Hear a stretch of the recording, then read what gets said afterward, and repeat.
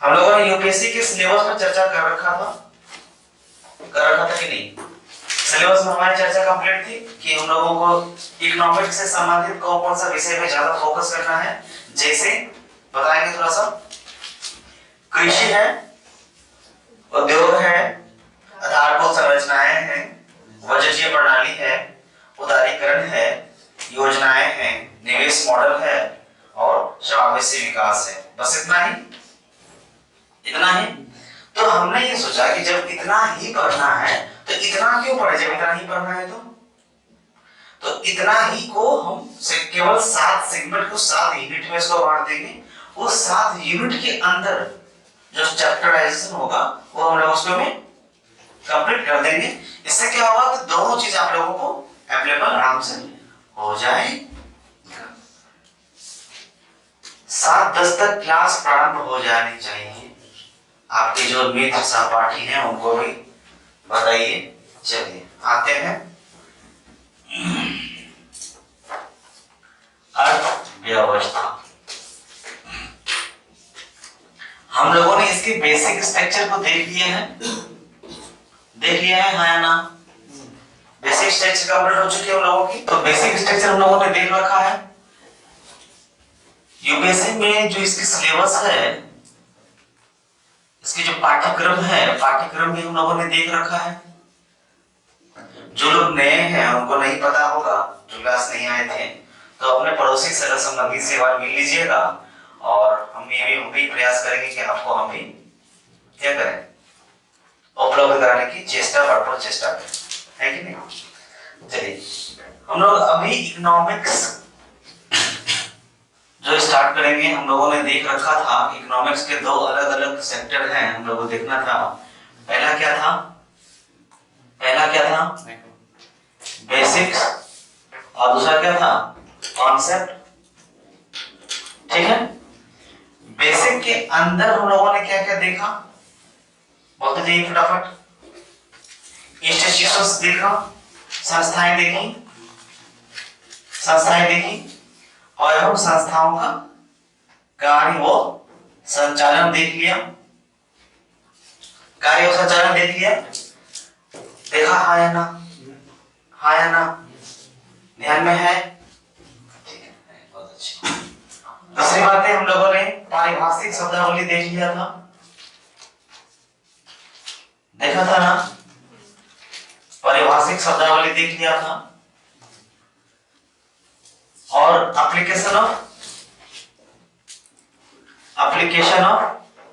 Economics देखा था।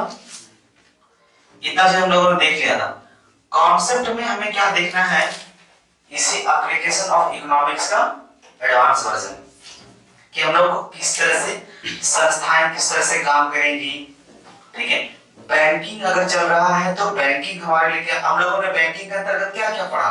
Suppose banking के अंदर हम लोगों ने क्या क्या पढ़ा? बोलिए। डिफरेंट टाइप ऑफ ट्रेड्स नहीं पढ़ा, हम लोगों ने रेट्स पढ़ा। रेट पढ़ा आपने? अच्छा, रेट पढ़ा कि आरआर क्या होता है, सीआरआर क्या होता है कि नहीं, एमएसपी क्या होता है, एमएसआर क्या होता है, ये सब हम लोगों ने देखा। क्या होता है ये देखा, क्यों होता है ये नहीं देखा। ये हम लोग देखेंगे कैसे होता है, ये हम लोग देखेंगे। ठीक है। तो इसके पहले हम लोग थोड़ी सी क्रमबद्ध तैयारी की रणनीति है जो हम लोग वो देख लेते हैं। क्रमबद्ध तैयारी की रणनीति, ठीक है।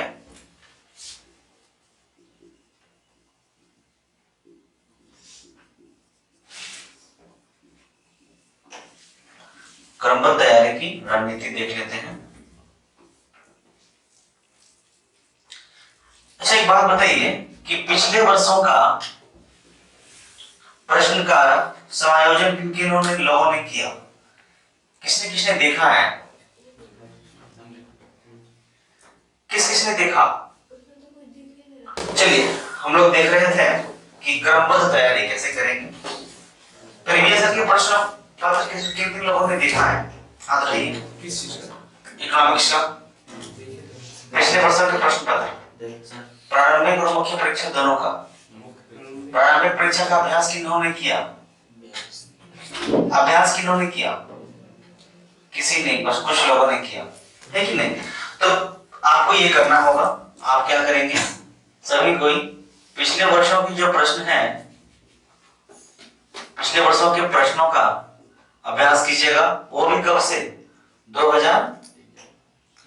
2011 से 19 तक का, 20 तक 10 वर्षों के प्रश्नों का अभ्यास कीजिएगा, प्लस मूल्यांकन दोनों कीजिएगा, या प्री और मेंस दोनों का कीजिएगा। ठीक है, प्री और मेंस का आप देखेंगे कि अर्थव्यवस्था की वेटेज बहुत ज्यादा है कि नहीं। अच्छा, क्यों? क्योंकि अर्थव्यवस्था के जो प्रश्न आते हैं वे आपको बेसिक परंपरागत प्रश्न नहीं आते हैं। सामान्यतः परंपरागत जो प्रश्न हैं वो नहीं आते। एक दो प्रश्न आ जाएंगे परंपरागत, लेकिन कि आप जब सीरीज देखेंगे कुल 18 से 20 क्वेश्चन होती है। जैसे इस वर्ष कितने प्रश्न रहे थे, हम लोगों ने मूल्यांकन किया था एग्जामिनेशंस के बाद, कितने प्रश्न रहे थे? 16 प्रश्न था। इस बार थोड़ी कम हो गई प्रश्न, तो लगभग हम कहते हैं कि 15 प्लस से लेके 25 माइनस प्लस रहता है। तो मतलब 15 से 25 प्रश्न हमारे पास रहती है। इस 15 से 25 प्रश्नों में से एक दो प्रश्न ही केवल ऐसे होंगे जो परंपरागत होगा। परंपरागत का क्या तात्पर्य होता है? सीधा प्रश्न आपके सिलेबस से जुड़े हुए होंगे। ऐसे प्रश्नों की संख्या काफी कम होती है, लेकिन कि इकोनॉमिक की क्वेश्चंस कुछ ज्यादा ही होता है। तो इसके लिए क्या, कौन सा प्रश्न होता है? तो समसामयिकी अर्थव्यवस्था से जुड़े हुए होते हैं। जब समसामयिकी अर्थव्यवस्था आपको समझ में आए, इसके लिए परंपरागत अर्थव्यवस्था आपके पास जानकारी होनी चाहिए। इसीलिए हम लोग इकोनॉमिक्स पढ़ते हैं। एनसीईआरटी की किताबें कितने लोगों के पास है? तुम्हारे पास नहीं है, तुम्हारे पास नहीं है एनसीईआरटी की किताबें, तुम्हारे पास नहीं है, बाकी सबके पास है। ठीक है, तो इकोनॉमिक की क्रमबद्ध तैयारी की रणनीति हम लोग देखेंगे। अब मार्केट में जाएंगे तो तमाम तरह की किताबें मिलेंगी, सरकारी रिपोर्ट मिलेगा जी, वो हम बताएंगे। ठीक है, तो एक सीरीज बना लीजिए कि हमको क्रमबद्ध तैयारी में एनसीईआरटी का क्या क्या पढ़ना है। देखेंगे क्रमबद्ध तैयारी में बहुत सारी किताबें हैं, कोई भी एक आप रेफरेंस बुक ले लीजिएगा, कोई भी एक रेफरेंस बुक आप ले लीजिएगा जो आपको पसंद आता है। मिश्रा पुरी साहब का है, रमेश सिंह है, XYZ है, बहुत सारे हैं। आपको जो पसंद आता है आप वो ले लीजिएगा। लेकिन कुछ ऐसे किताबें बाजार में मौजूद हैं जो आप नहीं लेना चाहिए आपको। आप देखिएगा, पढ़ा के देखिएगा, उसके बाद समझ में आएगा। हम किसी किताब का प्रमोशन नहीं कर रहे हैं कि आपको ये लेना ही है। उसके बाद सरकारी नीतियां देखनी है आपको। सरकारी नीतियां के लिए रिपोर्ट निकलता है 3,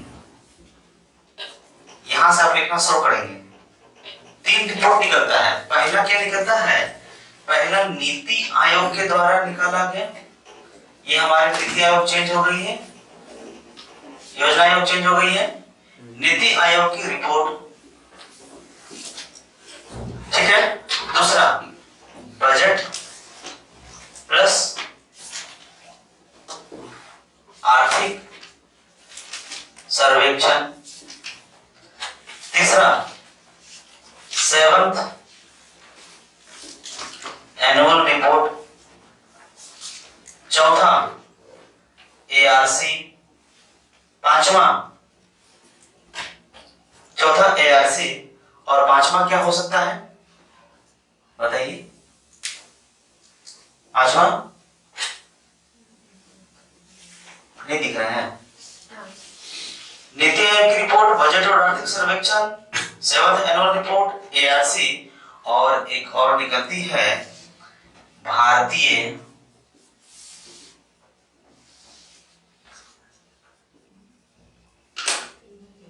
आर्थिक मूल्यांकन। ये वार्षिक तौर पे निकलती है, प्रतिवर्ष मार्च में निकलती है, मार्च में निकलती है प्रतिवर्ष।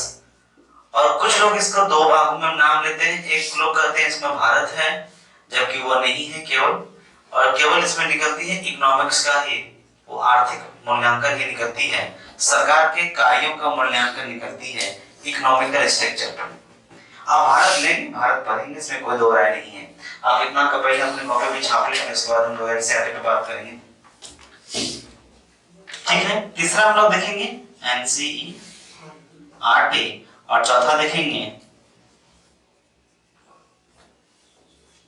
ठीक है। चलिए ये चार है, आप चार उतार लीजिए, फिर उसके बाद हम आगे चर्चा करेंगे। हम लोगों ने जो बेसिक में पढ़ा था वो भी रिपीट होगा, वो पुनः रिपीट होगा। वो हम लोग इसलिए पढ़ लिए थे कि जो लोग नहीं आ रहे हैं या उस समय का दौर कुछ और चल रहा था, है कि नहीं। देखिए क्रमबद्ध तैयारी में आप जो रेफरेंस बुक लेंगे वो आपकी अपनी होगी, आप उसको जैसे पढ़ना चाहते हैं वैसा पढ़ें, इसके लिए कोई नहीं होगा, ठीक है। सरकारी नीतियां जब आएगी तब हम लोग पढ़ेंगे, नीति आयोग की रिपोर्ट जब आएगी तो हम लोग पढ़ेंगे। ये सामान्यतः प्रति वर्ष में आता है मार्च महीना में। बजट और आर्थिक सर्वेक्षण फरवरी माह में, ये दो हम लोग उस समय पढ़ेंगे। सेवंथ एनुअल रिपोर्ट से लेकर, सेवंथ एनुअल रिपोर्ट में केवल क्या है कि इकोनॉमिक्स का स्ट्रक्चर को समझाया गया है। अभी कितनी एनुअल रिपोर्ट आ चुकी है, कौवा पे एनुअल रिपोर्ट चल रहा है, कमा वेतन चल रहा है, कमा वेतन चल रहा है, कितना कौन सा वेतन चल रहा है, सातवां वेतन चल रहा है, तो इसलिए सातवां। क्योंकि आपकी हम लोगों ने बात डिस्कशन किया था ना, सैलरी पर डिपेंड करता है इकोनॉमिक्स, हम लोगों ने डिस्कस किया था ना, कई आयोग हैं उस पे काम करना है।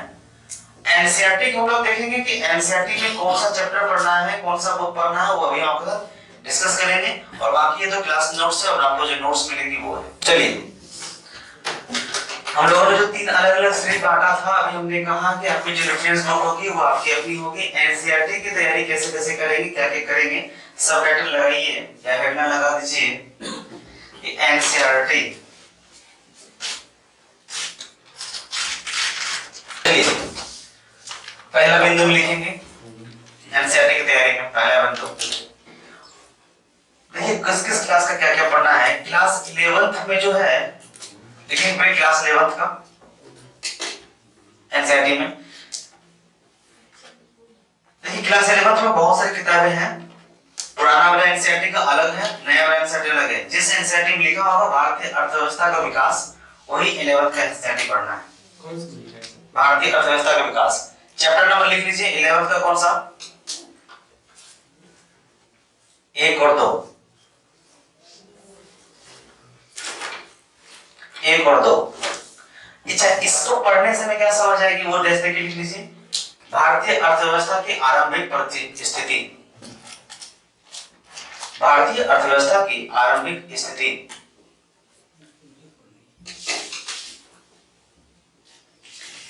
फिर क्लास 11 का ही चैप्टर नंबर 3,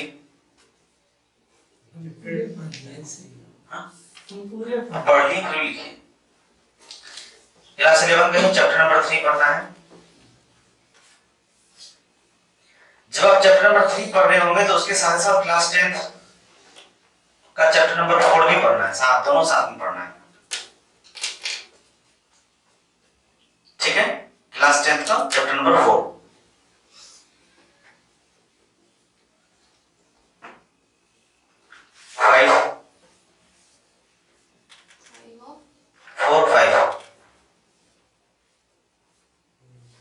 ठीक है। अगला क्लास 8 का चैप्टर 4, क्लास 8 का चैप्टर 4। फिर क्लास 12th का पढ़ना है चैप्टर 5, क्लास 12 का चैप्टर 5। इकोनॉमिक्स सर 9th से स्टार्ट ऐसा सॉरी 9 क्लास 9th का चैप्टर 4, क्लास 12th का चैप्टर 5।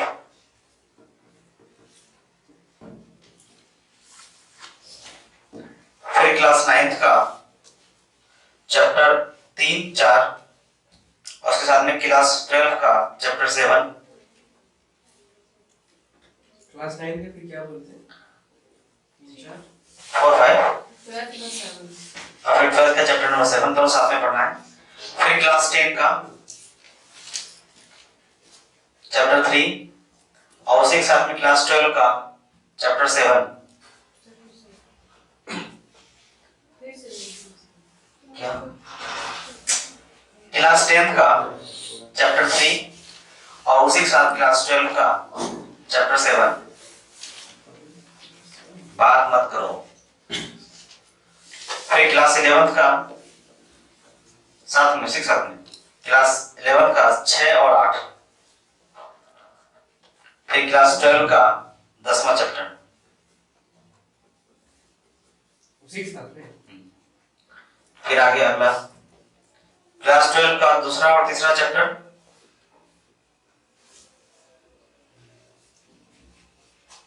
और फिर न्यू एनसीईआरटी जो क्लास 6 में आया है इकोनॉमिक्स का, वो क्लास 6 और class 11 new NCERT chapter 5 chapter 10।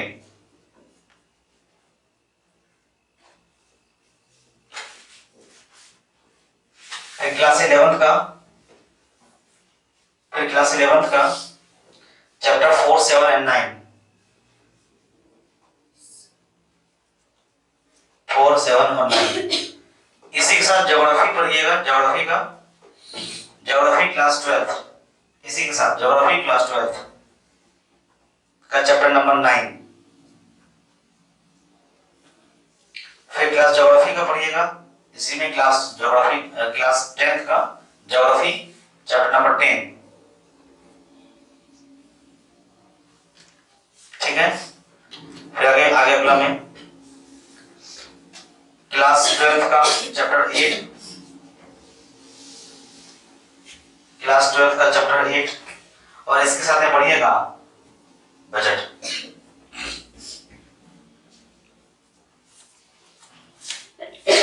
Budget, ठीक है। कितना ही पढ़ना है, मतलब एनसीईआरटी भी पूरा का पूरा एनसीईआरटी पढ़ना ही ना, की आवश्यकता नहीं है। केवल इकोनॉमिक्स नहीं पढ़ना है, इकोनॉमिक्स का ज्योग्राफी भी पढ़ना है, ठीक है। तो दोनों को मिला के आप पढ़ाएंगे।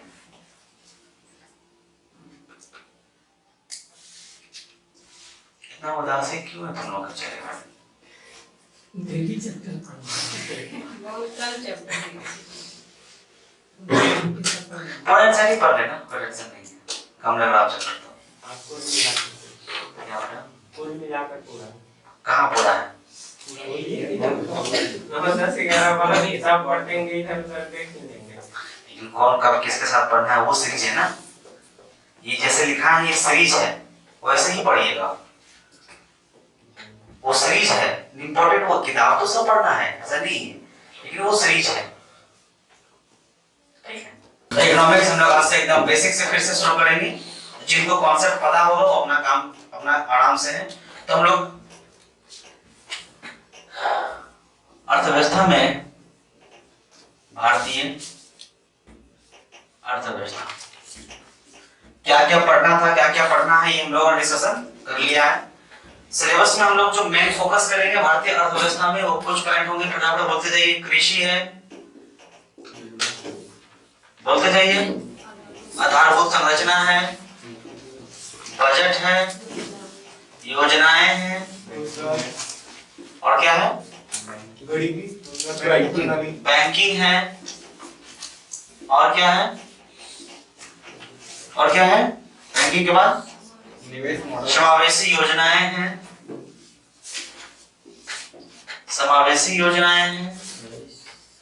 निवेश मॉडल है,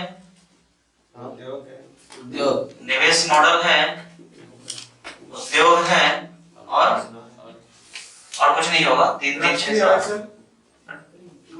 इतना है। तो हमें मुख्यतः इतने ही पढ़ने हैं। सर्वाधिक प्रश्न की जो प्रकृति रही इस बार की कृषि से रही, सर्वाधिक प्रश्न कृषि से रहा।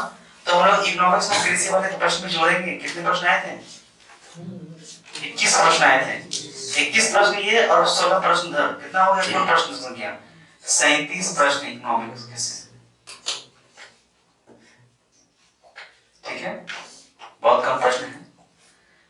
मोबाइल चलाना हो, किसी से बात करना हो, व्हाट्सएप मैसेज करना हो, ऑफिस में बैठ जाइए, है कि नहीं? जो भी कर रहे हैं उनके लिए है, जो नहीं कर रहे हैं बात अलग है। बजट प्रणाली सरकारी समावेशी योजना एक ही चीज है, उदारीकरण। ठीक है, इतना सा।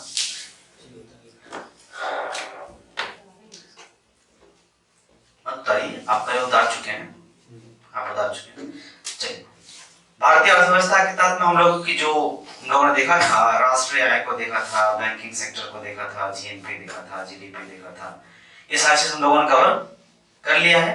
हाँ या ना? किनका किनका नहीं है कवर? जीडीपी ये सब कहां से? जीडीपी, जीएनपी, एनएलपी ये सब नहीं हुआ, ये सब नहीं किया। अच्छा देखिए, कुछ लोग करते क्या है कि राष्ट्रीय आय की जानकारी के लिए फॉर्मूला रटा मारते हैं, आपके लिए जरूरी नहीं है, एकदम जरूरी नहीं है कि उसकी जो फॉर्मूला है राष्ट्रीय आय का, एनएलपी का, जीडीपी का, जीएनपी का, आप उसके लिए रटा मारें, या फिर रेपो रेट के लिए जो फॉर्मूला है उसका रटा मारें, बिल्कुल आवश्यकता नहीं। अगर ऑप्शनल रखते हैं तो आप क्या करते हैं वो अलग बात है, ऑप्शन की अलग बात है।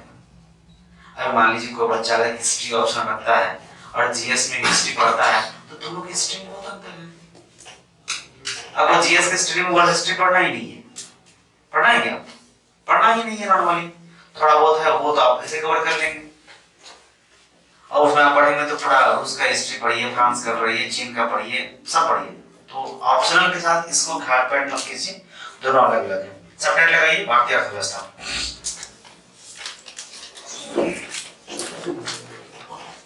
भारतीय अर्थव्यवस्था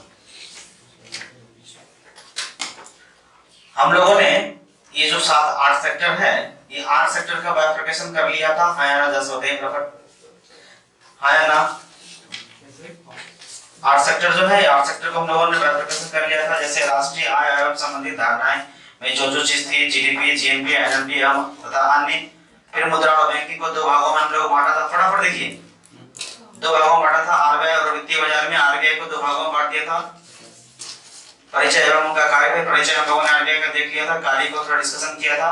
वित्तीय बाजार में हम लोगों ने मुद्रा बाजार और पूंजी बाजार को देखा था, शेयर मार्केटिंग को देखा था, बजटीय प्रणाली के तहत में सार्वजनिक वित्त को देखा था। सार्वजनिक वित्त में हम लोगों ने 2 देखा था, सार्वजनिक आय और सार्वजनिक व्यय। सार्वजनिक आय क्या होता है हम लोगों ने वो देखा था, 100 पैसा के साथ उसको कंपेयर करके देखा था कि 100 पैसा हमारे पास आता कहां से है। तो कहां से आता है 100 पैसा हमारे पास? कर के माध्यम से। कर कितने प्रकार के? 2 प्रकार के। कौन कौन सा? प्रत्यक्ष कर और अप्रत्यक्ष कर। प्रत्यक्ष कर, अप्रत्यक्ष कर किस तरह से आ रही है हमारे पास? अप्रत्यक्ष कर कैसा आ रहा है? जीएसटी के माध्यम से। अप्रत्यक्ष कर कैसा आ रहा है? जो हम नॉर्मली इनकम टैक्स पे करते हैं। सार्वजनिक व्यय के तौर पर हम लोगों ने क्या देखा था? सब्सिडीज। सार्वजनिक व्यय में हम लोग क्या था? Subsidy plus subsidy plus subsidy और सब्सिडी और छूट। छूट में जैसे कि सरकार ने किसी को लोन दिया, उसको लोन पूरी तरह से माफ कर दी, तो वो कहां जाएगा? सार्वजनिक व्यय के तहत में, सार्वजनिक आय के तहत में। फिर हम लोगों ने कृषि देखा था, कृषि में उत्थान, विपणन और उद्योग को देखा था, है कि नहीं? देखिए फटाफट, उसको एक बार रिवीजन करा रहे हैं फटाफट। आधारभूत आधारित संरचना देखा था, आधारभूत संरचना देखा था। फिर मानव संसाधन देखा था। मानव संसाधन को हम लोगों ने 4 से 5 भागों में डिवीजन दिया था, है कि नहीं? कौन कौन सा था? सर मानव संसाधन कहां पर है? देखिए उसमें होगा मानव संसाधन होगा, जनगणकीय, लाभांश, बेरोजगारी, समावेशी विकास, ये सब कुछ नहीं है। ये नहीं था। ठीक, उसको देखते हैं। अर्थव्यवस्था के प्रभावित करने वाले बाहरी कारक देखा था। उसमें हम लोगों देखा था विदेशी व्यापार, भुगतान संतुलन, विदेशी निवेश, अंतरराष्ट्रीय वित्तीय और संस्थाएं। फिर एलपीजी देखा था और योजनाएं देखा था। ठीक है, योजनाएं देखी। ठीक,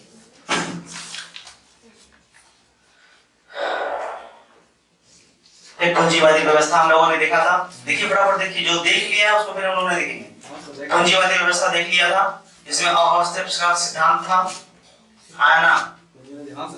समाजवादी सिद्धांत देखा था, समाजवादी अर्थव्यवस्था देखा था, सब आप देखा कि नहीं? समाजवादी सिद्धांत देखा था। पूंजीवादी व्यवस्था क्या कहती है? रुबा पूंजीवादी अर्थव्यवस्था क्या करती है? सर उत्पादन के साधन पर जो होता है किसी निजी व्यक्ति का या निजी आदमी का नियंत्रण। ठीक है, ठीक है। उद्देश्य क्या रहेगा उसका? लाभ। लाभ का अर्जन। और इसमें पॉजिटिव और नेगेटिव इफेक्ट को हम लोगों ने देखा था कि पॉजिटिव इफेक्ट क्या हो सकती है, जैसे पॉजिटिव इफेक्ट में तेज विकास दर होगा, है ना? तेज विकास दर होगा, ठीक है। क्यों होगा तेज विकास दर? विकास दर तेज कैसे होगा? क्षमता और मेहनत भी अधिक होगी।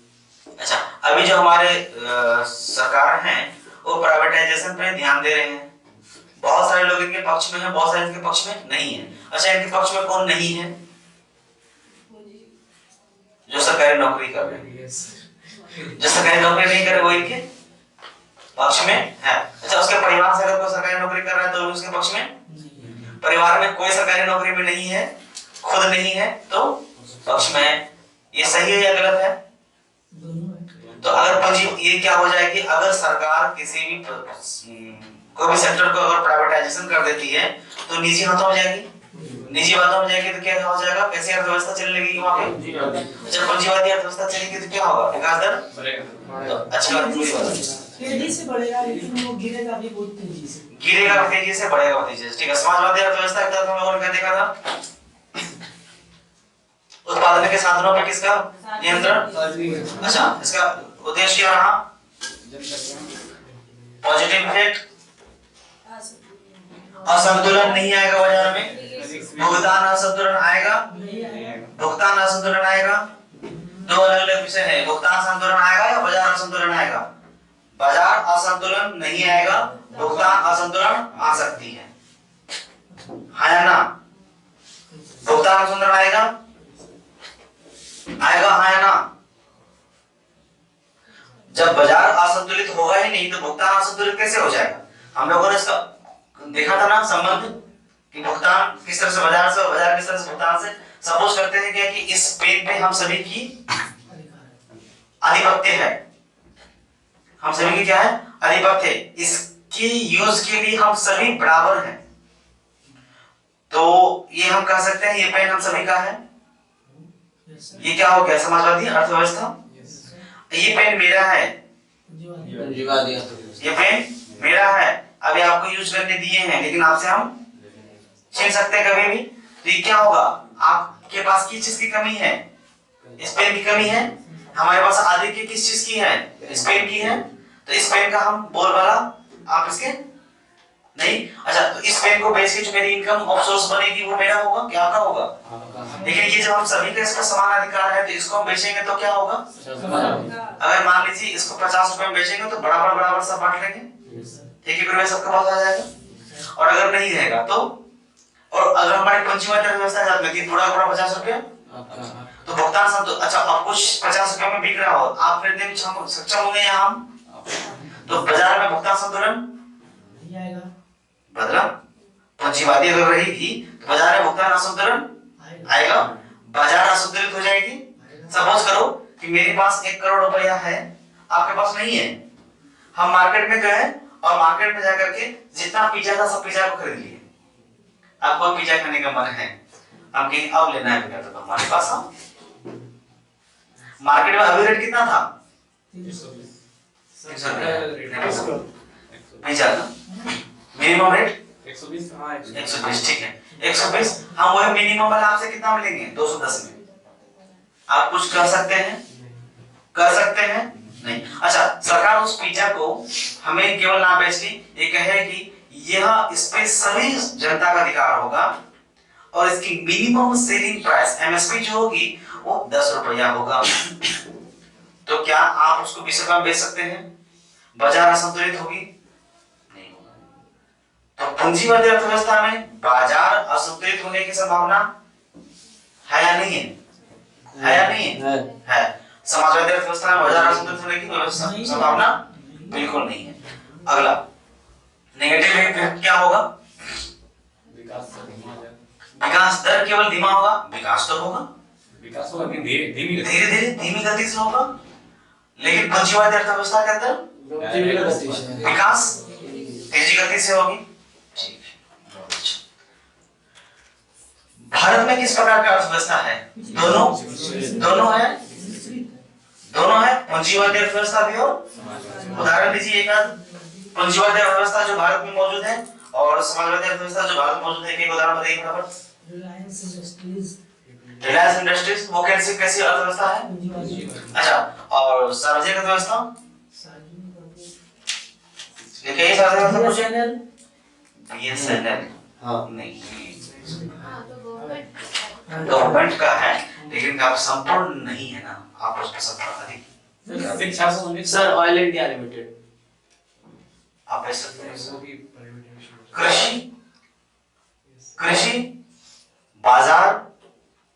कृषि बाजार ये हमारा इसमें सबका समान अधिकार है। अच्छा अभी सपोज कीजिए कि अभी आपको BSNL चाहे कि भैया आप 499 का रिचार्ज कराइए, तो करना पड़ेगा या नहीं पड़ेगा?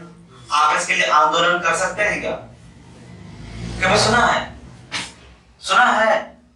नहीं। प्याज का दाम 100 रुपए केजी हो जाए, आंदोलन क्यों करेंगे? क्योंकि हम सभी का उसमें सार्वजनिक हक है। शिक्षा का रेट बढ़ जाए, एजुकेशन का फी 10th क्लास का हो जाए 1 लाख रुपए महीना फी, आंदोलन कर सकते हैं? लेकिन दिक्कत क्या है ना, हमारे भारत में कुछ चीजें हैं जिसको हम लोग ट्रेड के अंदर रखते ही नहीं है, जैसे एजुकेशन सेक्टर, मेडिकल सेक्टर। मिश्रित अर्थव्यवस्था भारत में चल रही है, हम लोगों ने इसके 2 उदाहरण देख लिए। मिश्रित अर्थव्यवस्था के बारे में कुछ बताइए, हमने आपको बता चुका है इसका उद्देश्य क्या होता है। मिश्रित अर्थव्यवस्था का बताया है नहीं? लाभ के साथ साथ समाज में एक समान वितरण प्रदान करना। अच्छा, और उद्देश्य क्या है? जन कल्याण और बाजार पर नियंत्रित लाभ। इसकी पॉजिटिव एस्पेक्ट क्या होगी? पॉजिटिव एस्पेक्ट क्या होगा इसका? औसत आर्थिक विकास और नेगेटिव औसत असंतुलन। मिश्रित अर्थव्यवस्था में हम लोगों ने और क्या क्या देखा था? 91 का चर्चा कर लिया था। 91 के बाद मिश्रित अर्थव्यवस्था हमारे पास आई। भारत में अर्थव्यवस्था कब आई? 91 के बाद आई। 91 के पहले क्यों नहीं थी? अच्छा, मिश्रित अर्थव्यवस्था की अगर खास बात कहा जाए तो क्या हो सकता है? क्या केवल पूंजीवादी अर्थव्यवस्था और सार्वजनिक वाला मामला ही होगा या कुछ अन्य? ऐसा क्या रहा? अच्छा, आपको पता होना चाहिए ऐसा केवल भारत ही नहीं रहा कि 1991 के बाद मिश्रित अर्थव्यवस्था वाली नीति लाई। ऐसे कई तमाम देश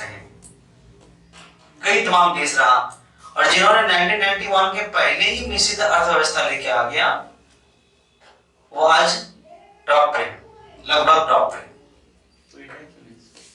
उसके पहले लाया था ना, बाद में लाया था, टॉप पे पहुंचने वाला है। क्या अगर हम कहें मिश्रित अर्थव्यवस्था की सबसे अच्छी गुण वो क्या है? 1991 के बाद हमारे यहाँ सोचिए क्या हुआ था? हमारे यहाँ फ्री ट्रेड का ऑप्शन आ गया था। हम लोग अब क्या कर सकते हैं? Free trade.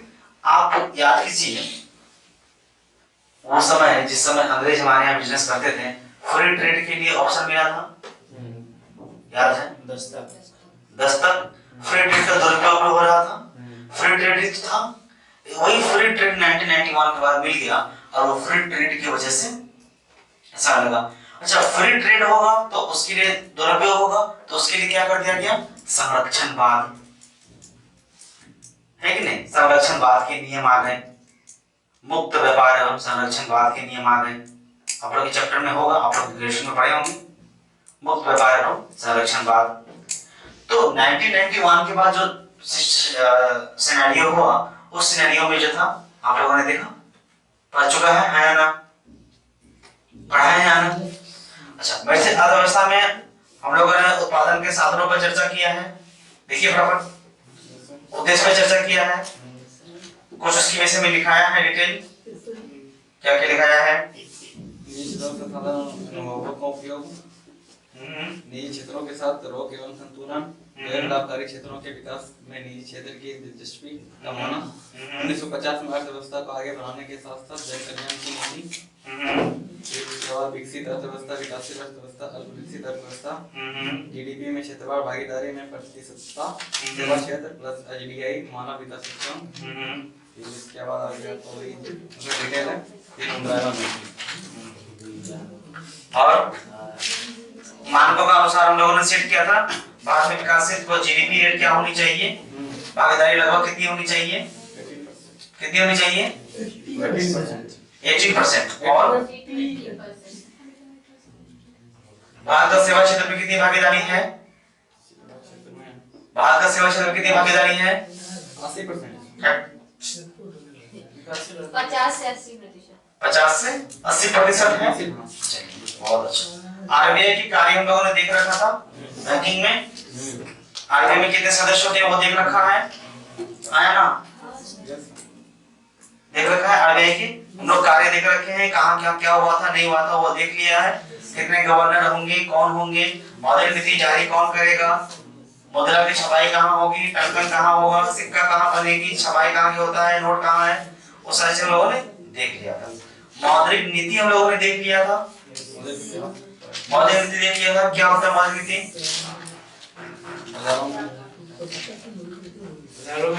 मुद्रा की नियंत्रण है।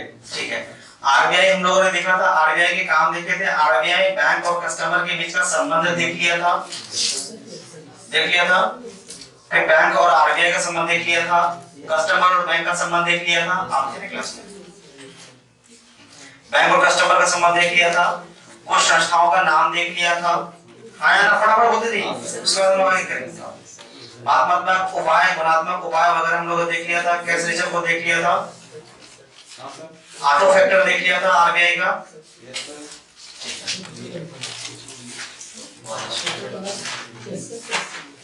एमएसएफ देखा था, एमएसएफ की चर्चा किया था हम लोगों ने, देखिए एमएसएफ नहीं हुआ, एमएसएफ की चर्चा किया था, चर्चा हुआ, कितना प्रतिशत होती है वर्तमान में इसकी दर कितनी है एमएसएफ की, वर्तमान में एमएसएफ की रेट कितनी है, तो देखिए एमएसएफ खाली है, खाली सर ने बताया नहीं बताया, तो उसमें है सर, टर्म रेपो रेट बताया था, टर्म रेपो रेट नहीं बताया था। चलिए हम लोग फिर से एक बार बैंकिंग प्रणाली के तहत में जाते हैं और वहां से हम लोग फिर से एक बार देख लेते हैं शॉर्ट टर्म में, फटाफट में, है कि नहीं। टर्म एमएसएफ सब बचा हुआ था, रेपो रेट सब बचा हुआ है, कैश रिजर्व बचा हुआ है, सारी चीजें बचा हुआ है।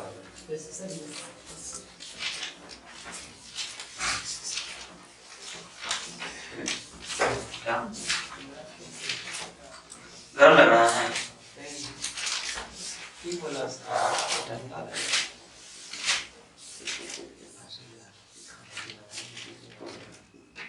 बैंकिंग, बैंकिंग के लिए अगर हम लोग देखें तो बैंकिंग में कितने सेक्टर हैं, पहला आरबीआई, दूसरा एसबीआई और तीसरा पीवी, ठीक है। पंजाब बैंक नहीं, प्राइवेट बैंक, निजी बैंक, हम लोगों ने इस दोनों का संबंध देखा था, इस दोनों का संबंध देखा था और इसका संबंध देखा था। एसबीआई प्राइवेट बैंक के साथ क्या संबंध रखेगी, किस तरह का संबंध रखेगी एसबीआई। अच्छा, कोई भी प्राइवेट बैंक एसबीआई से कर्ज लेगी या आरबीआई से कर्ज लेगी, एसबीआई से कर्ज लेगी या आरबीआई से कर्ज लेगी। कोई भी बैंक चाहे वो प्राइवेट हो या सरकारी हो, किसी अदर बैंक के साथ कर्ज लेती है या नहीं लेती है, कर्ज लेती है या नहीं लेती है, बैंक आपस में कर्ज लेती है या नहीं लेती है। हम लोगों ने डिस्कस किया था, बैंक जब आपस में कर्ज लेती है तो उसे क्या कहते हैं, कॉल रेट करते हैं उसे। बैंक जब आपस में कर्ज लेगा, अच्छा कॉल रेट कैसे कैसे प्रकार की हो सकती है, चार तरह का होता है, लिबोर, मीबोर, टिबोर, इस तरह के चार हैं। इसमें क्या है हम लोगों ने देखा था, कोई 24 घंटे के लिए है, कोई शॉर्ट टर्म के लिए है, कोई एक दिन के लिए है, कोई 7 दिन के लिए है, लोगों ने देखा था। अच्छा, इस पे रेट जो होगा उस रेट का भरपाई कौन करेगा, कस्टमर या बैंक, बैंक करेगा, कस्टमर नहीं करेगा। अच्छा, इसके लिए यानी कि ये बैंक अगर बैंक से कर्ज ना ले, इसके लिए बैंक हमारे साथ कैसे दुर्व्यवहार करती है, 3 ट्रांजैक्शन अदर बैंक से कीजिएगा, उससे ज्यादा नहीं कर सकते, पैसा कटेगा।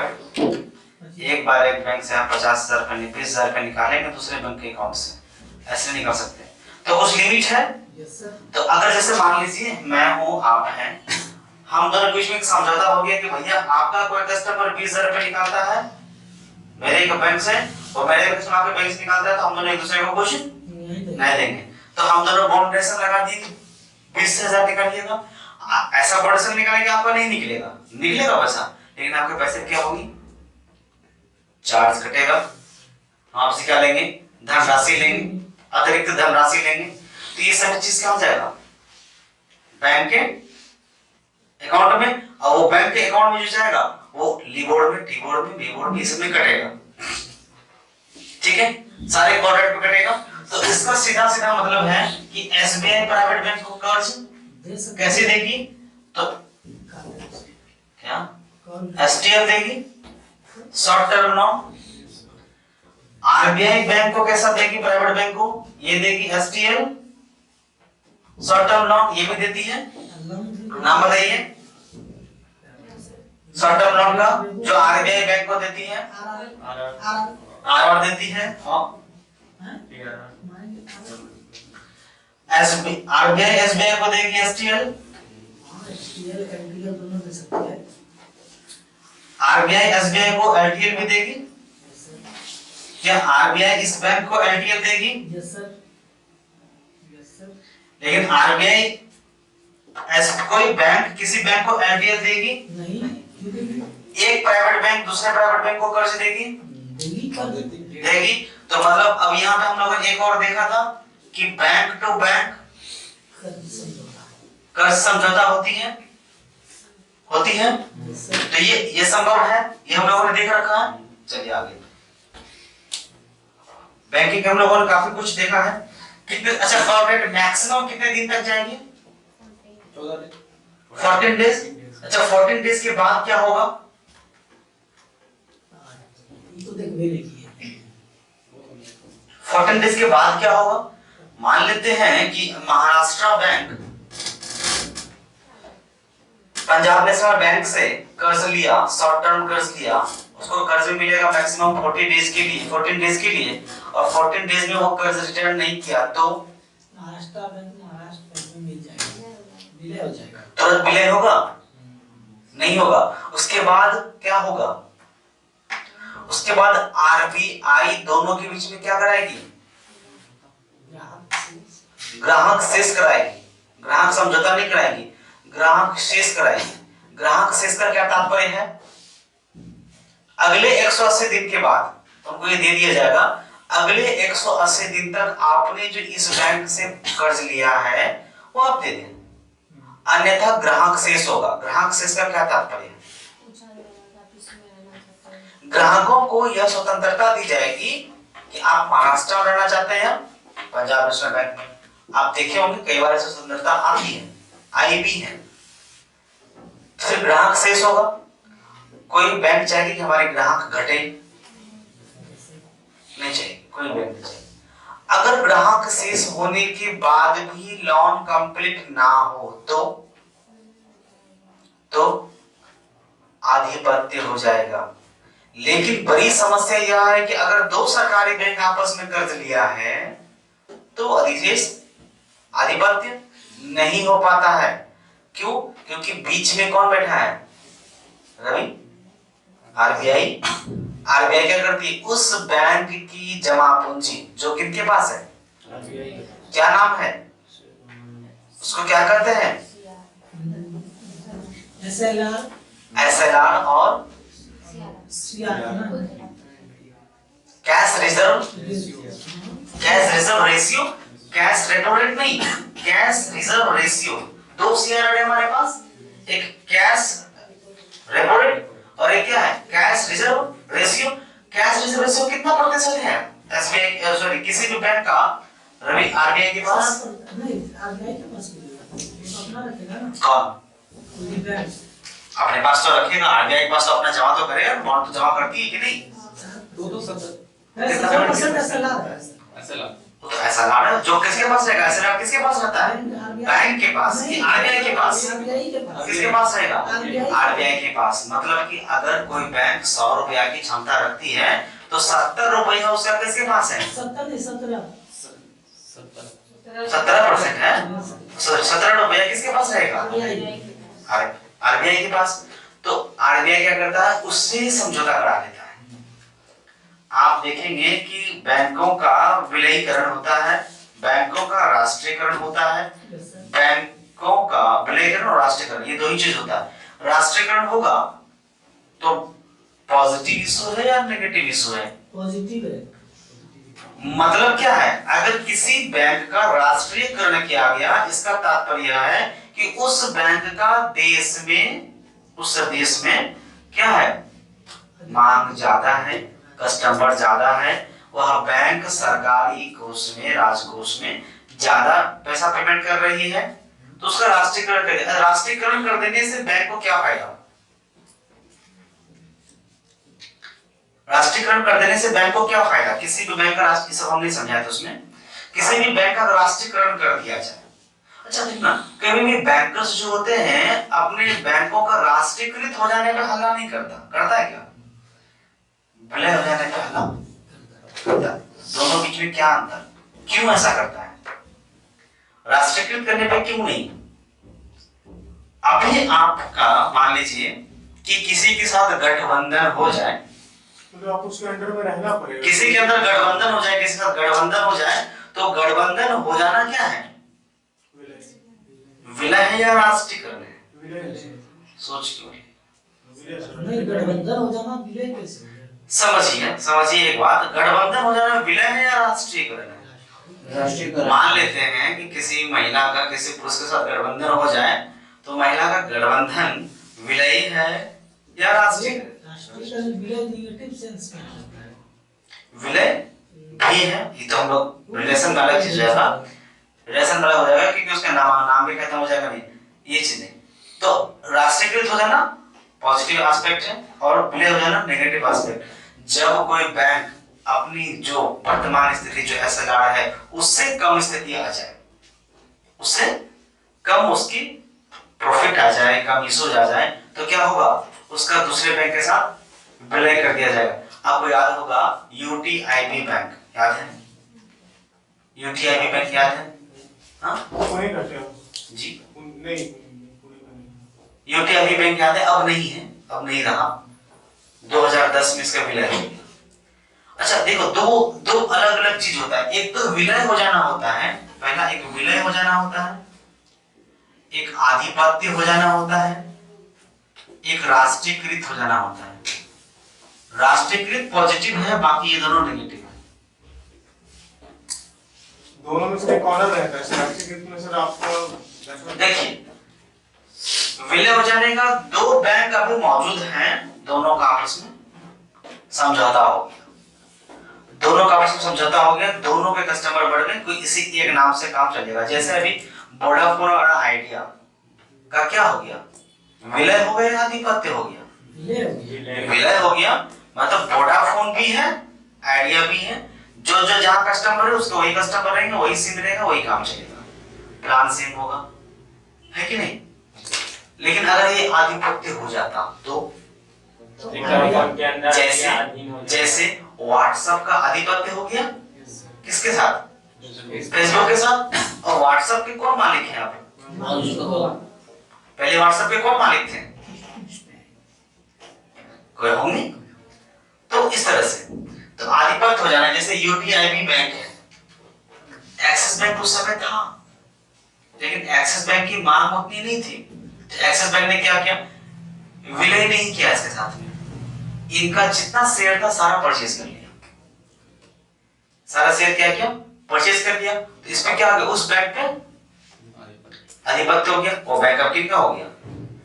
प्राइवेट बैंक में भी बहुत सारे ऐसे होते हैं जिसमें कि आप देखेंगे कि 7 ऑनर और 1 ऑनर, दो अलग अलग तरीके की ऑनरशिप के बैंक दिखेगा। अब जैसे बहुत सारे ऐसे बैंक आपको दिखेगा जो अर्ध राष्ट्रीयकृत बैंक है, अर्ध सरकारी बैंक है, सरकारी बैंक भी है, अर्ध सरकारी बैंक भी है, प्राइवेट भी है, 3 अलग अलग बैंक है। जिससे मान लीजिए बंधन बैंक, ये कौन सा बैंक है, अर्ध सरकारी private bank private bank private bank है, अर्ध सरकारी एसबीआई हो गया प्राइवेट बैंक सेंट्रल बैंक अर्ध सरकारी हो गया CBI, Punjab bank HSSFC bank यूपन बैंक हरियाणा में है, HSSFC बैंक, IDBI बैंक।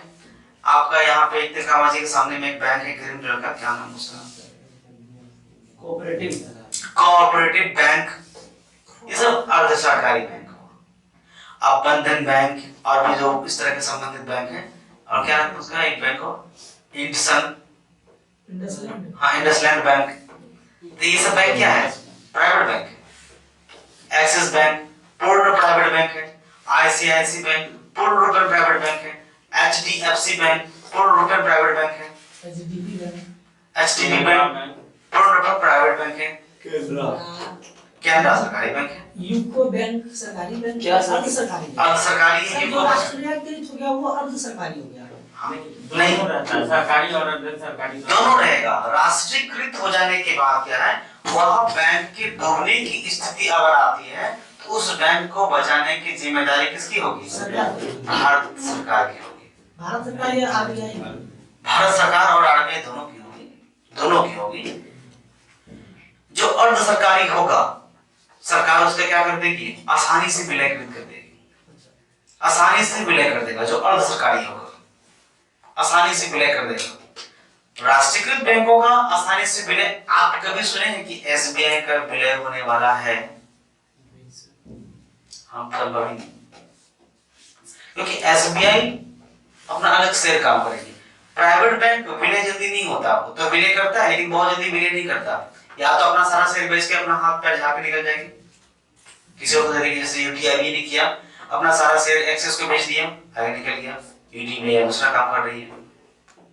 ठीक है, तो बैंकिंग इस तरह से काम करती है। अगर 14 दिन के बाद 180 दिन का ग्रेस मिले उसके बाद नहीं होता है तो क्या करती है? या तो विलय या आधिपत्य घोषित करेगा। किस पे? जो प्राइवेट बैंक होगा, सरकारी बैंक में नहीं। सरकारी बैंक में केवल विलय, आधिपत्य नहीं। किसी सरकारी बैंक को बेचा नहीं जा सकता, ठीक है, किसी सरकारी बैंक को बेचा ही नहीं जा सकता। ठीक है, सरकारी बैंक आप किसको बोलते हैं? जिसका शेयर, जिसके पास जो शेयर है वो 51% से ज्यादा हो, गवर्नमेंट। कोई बैंक वो तो सेमी गवर्नमेंट हो गया ना। 51% से ज्यादा हो सरकार के पास, मिनिमम 51%। राष्ट्रीयकृत हो जाने का सीधा सीधा तात्पर्य यह है कि वह बैंक अब सांविधिक रूप से हमारे पास होगा। बैंक सभी सांविधिक होगा, बैंक सभी सांविधिक होगा। सभी बैंक कॉन्ट्रैक्ट बेस भी काम करता है, बहुत सारे बैंक जो है कॉन्ट्रैक्ट पे भी काम करता है। ठीक है, तो इस तरह के आगे तो हम लोग देख लिया अभी। अगर 180 दिन के बाद नहीं होगा कॉर्पोरेट पे, क्या करेगा? उसको मामला उसका गड़बड़ कर देगा। हम लोगों ने ये देखा था कि इसके कितने उपाय होते हैं। SRR क्या होता है? बैंक रेट में एक बेस रेट देखा था, प्राइम रेट देखा था, है कि नहीं? क्या रेट देखा था? देखा होगा, इक्वल टू बेस रेट, बिल्कुल है। बैंक टू कस्टमर के संबंध में नहीं है क्या? देखिए तो, प्राइम लेंडिंग है, हाँ प्राइम लेंडिंग रेट देखा था। रेट के बराबर होता है, परंतु बेस रेट से हम लोगों ने ये देख लिया था कि मार्केट बढ़ेगा तो रेट क्या होगा, रेट बढ़ेगा तो मार्केट क्या होगा, मार्केट में फ्लो किस तरह से होगी, ये सब हम लोगों ने देख लिया। चलिए MSF लगाइए, जहां MSF था वहां हम लोग लिखते हैं, MSF पे लिख करके आगे बढ़ाते हैं। सर एक मिनट में जी हाँ, एक मिनट बोले। बैंकिंग में हम लोग बहुत कुछ हम लोगों ने लिख रखा है। अब नॉर्मली अब हम लोग लिखेंगे भी और समझेंगे भी दोनों साथ में, जिस तरह से परंपरागत क्लास सीखती है। MSF, ये MSF कहां से उठ गया है ये आपको पता है?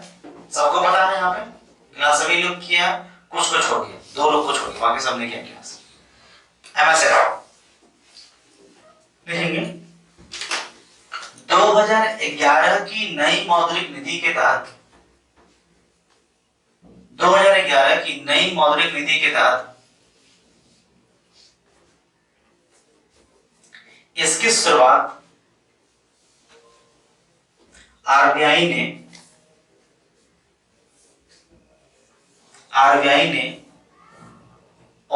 ओवरनाइट लोन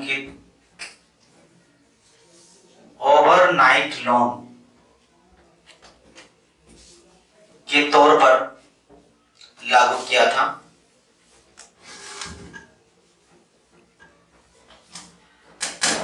ओवरनाइट लोन के तौर पर लागू किया था। हम लोग भी लेते हैं कि ओवरनाइट लोन लेते हो ना शिवम तुम नॉर्मली, भाई आपके पैसा नहीं, पैसा दे दो तुमको भोरे में दे देंगे, कहते हो ना सवेरे तक पैसा देंगे, कल आपको हम पैसा दे देंगे, रात भर एक रात के लिए आप पैसा लेते हैं कि नहीं किसी से? पैचो करते हैं आप लोग अपने पसंद, उसको क्या कहते हैं? पैचो। कितना पैसा दिया मैंने तो किसी को? आशीष बोला सर। हाँ धन्यवाद। पैसा लेते हो ना। देखिए सिंपल सा चीज है, कोई भी चीज को हमको किसी विषय में विद्वता हासिल नहीं करनी है, कॉन्सेप्ट केवल समझना है, कॉन्सेप्ट पे काम करना है, क्योंकि परंपरागत प्रश्नों की प्रकृति नहीं होती है कि नहीं? परंपरागत प्रश्न है ही नहीं, जो भी प्रश्न आएंगे वो सारे कैसे प्रश्न हैं हमारे पास? राष्ट्रीयकरण कौन सा? आपसे शेयर से नहीं समझना था हमको। अभी समझना नहीं, शेयर बाजार पढ़ेंगे, शेयर पढ़ेंगे उस बच्चे। अच्छा सर, हवाला क्या होता है? वो हम लोग पढ़ेंगे हवाला, नहीं हवाला पढ़ेंगे उसमें, फिर भी कुछ नहीं, हवाला पढ़ेंगे, इसका कोई बिग डील नहीं है। ये हम लोग इंटरनेट सिक्योरिटी में हवाला पढ़ेंगे, इकोनॉमिक्स में नहीं है। हवाला जो मामला है वो इंटरनेट सिक्योरिटी में। में बता देते तब अरे तुमको जहाँ पैसा लेके जाना है, पैसा लेके नहीं जाने दिया गया, तुम यहाँ पर कुछ पैसा दिया, वहां जाके पैसा ले लिया, इंटरचेंज कर लिया होगा, लीगल तरीके से विदेश जो तुम करते हो नहीं करते हो। राष्ट्रीयकरण का सर एक बार फिर से किसी बैंक का राष्ट्रीयकरण होगा, क्या हो रहा है सर ये? किसी बैंक का राष्ट्रीयकृत हो जाने का तात्पर्य है कि अब पूर्ण रूप से उस पर आरबीआई का आधिपत्य हो गया, आरबीआई का अधिकार हो गया, सरकार का अधिकार हो गया, उसको डूबने नहीं दिया जा सकता।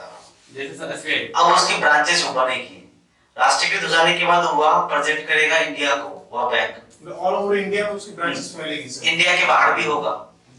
जैसे अपना एसबीआई कहाँ है बताएं हम लोग, कहाँ है? नेपाल में है, और ऑस्ट्रेलिया में भी एसबीआई, और पाकिस्तान में है, नहीं पाकिस्तान में है। एसबीआई का नाम बदल गया था पाकिस्तान में। क्या नाम रखा था? सब में था। एसबीआई बाद में बदला था, वहाँ पर नाम पाकिस्तान में 47 के बाद हम लोग ने पढ़ा था, 47 के बाद बदल दिया गया था। उसके बाद बांग्लादेश में है, लंदन में है, म्यांमार में भी हम लोगों ने लिखा, 7-8 जगह लिखा था कि है वहाँ हमारे वाले एसबीआई। तो वो उसकी ब्रांच अब सरकार खोलेगी बाहर। अब पंजाब नेशनल बैंक आप देख रहे हैं क्या? अब आप कहेंगे सर एक्सिस बैंक तो लंदन में भी है, एक्सिस बैंक रसिया में भी है कि नहीं? एक्सिस बैंक अमेरिका में भी है। तो एक्सिस बैंक प्राइवेट बैंक है, वो कहीं भी जा सकता है, स्वतंत्र है कि नहीं? उस देश का नॉर्म्स अगर वो फील करता है तो वो जा सकता है। हमने आपको बताया ना कि कल के दिन आप एक लगाइए इंदिरा प्राइवेट बैंक लिमिटेड, आप अपना बना लीजिए एक बैंक, अपना एसेट्स आप जमा कीजिए आरबीआई के पास। आरबीआई के पास आपको एसेट्स इसलिए जमा करना होता है कि बैंक आपके माध्यम से जनता को वो चीज दे देती है जिसके लिए जिम्मेदार आरबीआई होता है। क्या देता है? एसेट्स और लायबिलिटीज ये क्या होता है सर? एसेट्स और लायबिलिटीज, जैसे एसेट्स बोले ना आप, क्या होता है सर एसेट्स और लायबिलिटीज? अच्छा गिरवी रखना, किस चीज को? वो रखती है, बॉन्ड रखता है, गोल्ड रखता है, कैश रिजर्व रखता है, जमीन भी रखता है गांव देहात। ये चीज बैंक रखती है। आप कहते हो ना कि आप अभी शिवम से आप लीजिए, शिवम हमको 50,000 रुपए अभी चाहिए, तो शिवम आपको क्यों देगा 50,000? क्यों देगा? आप 50,000 लेके भाग जाइएगा, शिवम आपके पीछे पीछे दौड़ता रहेगा। सर एसेट्स को सर हम गिरवी रख रहे हैं सर। हाँ, तो एसेट्स हम आरबीआई के पास रखेंगे, उसको गिरवी। एसेट्स गिरवी नहीं है, ये हमारे तो एसेट्स ही है, ये सारा क्या है? एसेट्स तो है, ये गिरवी तो है। लेकिन अगर हम कहेंगे किसी को रंजन से हम लेंगे, रंजन 1 लाख रुपए देना हमें बाबू, बोलेगा सर हम कहना नहीं ना आपको, क्यों दे आपको? तो बेटा कोई बात नहीं, ये जो बैंक स्टेबल ये आपके पास गिरवी रहा, इसके बदले में आपको दीजिए। अगर हम आपको 1 साल में नहीं देंगे पैसा तो बैंक स्टेबल आपका, तो ये रंजन क्या करेगा? उसको कैलकुलेट करेगा सिंपल है, तो वैसे वो करती है। अभी मैंने समझा। हम पता एसेट्स और लायबिलिटीज हम अंतर बताते हाँ, हैं। बताइए। एसेट्स में वाकई की बैंक जो रखती है, बैंक के आरबीआई के पास, तो उसमें उसका कुछ परसेंट रखती है, जैसे 17% रखती है ये, और ये क्या बोले दूसरा, लायबिलिटीज हाँ वही लायबिलिटीज अलग है, लायबिलिटीज तो दायित्व है ना आपका। सब उसमें ना, जैसे हम 1000 रुपया लिए तो 1000 का हम सामान ही रख देंगे, और इसमें एसेट्स में हाँ लायबिलिटीज में ऐसा कुछ नहीं है बेटा, लायबिलिटीज में हम नहीं रखते हैं कुछ भी चीज। बैंक कहाँ आपको लायबिलिटीज, बैंक नहीं, बैंक से ये लायबिलिटीज वर्ड उठा के लिखा गया है, ये सब बैंक के साथ का कोई लेना देना नहीं है। सर क्या सर बैंक के लिए हम एसेट है और बैंक हमारे लिए लायबिलिटीज हो सकती है? बैंक आप बैंक के लिए एसेट्स, हाँ बिल्कुल है। अब क्या बैंक हमारे लिए लायबिलिटीज हो सकती है? नहीं हो सकती, बैंक आपके लायबिलिटीज नहीं हो सकती। आप भी बैंक के लिए भी आप लायबिलिटीज भी, आप एसेट्स भी हैं। आप बैंक के लायबिलिटीज भी हैं और आप बैंक के लिए एसेट्स भी हैं, लेकिन बैंक आपके लिए लायबिलिटीज और एसेट्स नहीं है।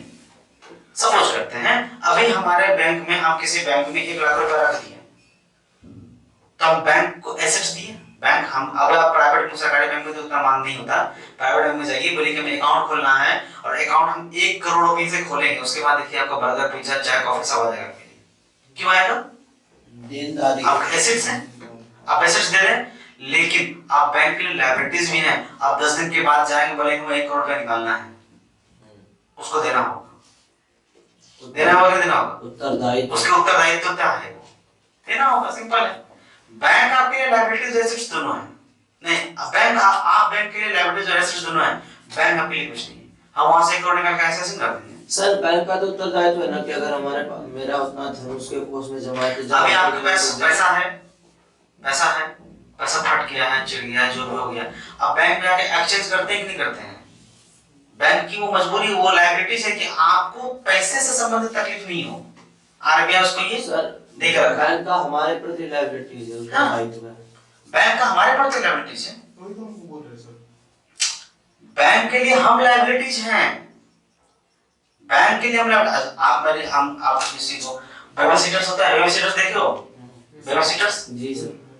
हाँ सर, वो बच्चा पालने वाला होता है। आप जानते हैं, दाई माँ। तो आप दाई माँ को बच्चे दे देते हैं, बच्चा दाई माँ के लिए लायबिलिटीज है, दाई माँ बच्चा के लिए लायबिलिटीज है, बच्चा दाई माँ के लिए लायबिलिटीज है। बच्चा ना दाई माँ के लिए लायबिलिटीज है। तो वैसे तो हम अपने आप को कहाँ दे दिए, उस बैंक में, वही नहीं किए हैं हाँ सर। हम, क्या किए उस बैंक में दे दिए, तो बैंक में लायबिलिटीज है कि हम बैंक के लिए लायबिलिटीज हो गए, हम बैंक के लिए लायबिलिटीज हैं। हम हो गए ना, हमारा उत्तरदायित्व हो, उसको उत्तर देना होगा। सरकार हमारे लिए लायबिलिटीज है, हम सरकार की लायबिलिटीज है।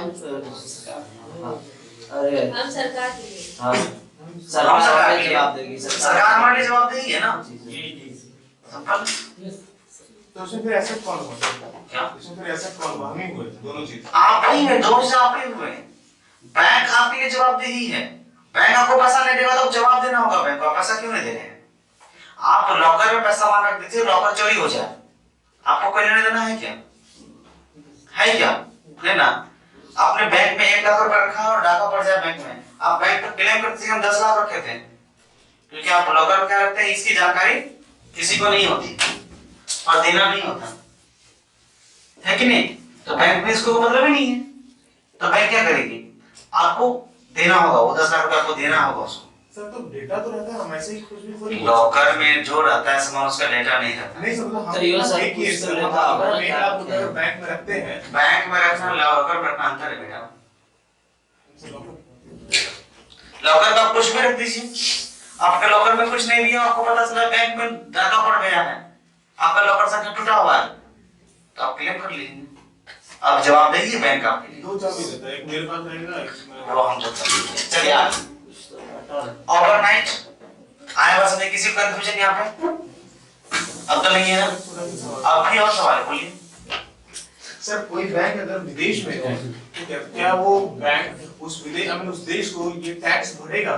बिल्कुल भरेगा। और उसकी जो ये भी जो शेयर्स वगैरह होंगे क्या वो भी शेयर करेगा उस हाँ, कंट्री के साथ? बिल्कुल करेगा। तो इससे हमारा क्या बेनिफिट है, बेनिफिट है। सपोज अच्छा रंजन, नॉर्वे में क्या चलता है, डॉलर यूरो क्या चलता है? यूरो चलेगा सर, यूरोपियन कंट्री है। यूरो चलेगा, डॉलर महंगा है, यूरो महंगा? यूरो महंगा सर। यूरो महंगा। अभी 1 यूरो कितने रुपीस है? जी 262 262 है, 1 यूरो एंड डॉलर है ना, 262 है अभी। ये डॉलर है सर, ये डॉलर है। अरे नहीं, रुपीज, इंडियन रुपीज। अच्छा रुपये कितना फास्ट है ये धीरज। 1 यूरो एंड इंडियन रुपीज। ये काम फास्ट है, गूगल फास्ट है। 87 रुपीस 88 है, सॉरी 88 है, 282 नहीं है मेरे पास अभी। स्पीड 88 चलाने वाले में। ये 88 बोलने वाले तो बोल हम लगा यही होगा, 88 रुपए है, ठीक है। 80 रुपए। हाँ। तो आपको यहाँ बैंक यहाँ शेयर अगर वो बेचती है तो बेचेगी, वो क्यों नहीं बेचेगी, उसको बेचना है, वो टैक्स देगी, यहाँ काम कर रहा है, यहाँ का एसेट्स यूज कर रहा है, यहाँ का क्या कहता है लेबर यूज कर रहा है, तो पेमेंट उसको करेगी ना। वो ये तो कैसे होगा सर? किसको? हम लोगों को। मतलब इंडिया को कैसे बेनिफिट होगा? तो रेवेन्यू जनरेट करके तुम्हें डाल रहा है। आपको इंडिया को कैसे रेवेन्यू जनरेट हुआ, तो आप क्यों चिल्लाते हैं कि भैया फॉरेन वाले को लाइए, दूसरी कंपनी लाइए, बैंक यहाँ लाइए, क्यों कहते हैं, कहते हैं कि नहीं कहते हैं? विदेशी निवेश बढ़ेगा। विदेशी निवेश बढ़ाइए तो आपको क्या बेनिफिट है, बताएं कि विदेशी निवेश बढ़ने से विदेशी निवेश क्यों बढ़ता है, राजकोष से क्या घटा ना मामला। चलिए आगे देखते हैं उसी का भी एमएसपी के आगे एमएसएफ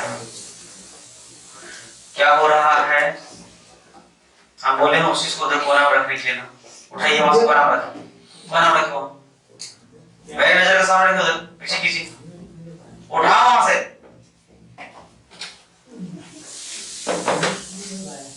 चलिए आगे।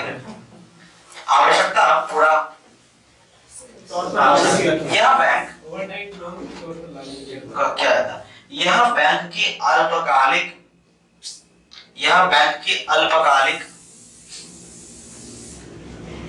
तरलताओं की आवश्यकताओं को पूरा करता है, यह बैंक की अल्पकालिक तरलताओं की आवश्यकताओं को पूरा करता है। प्रारंभ में इसे एनडीटीएल का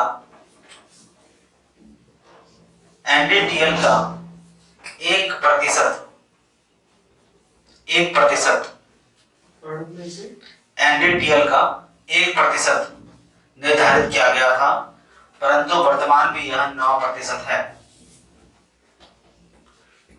वर्तमान में यह 9% है।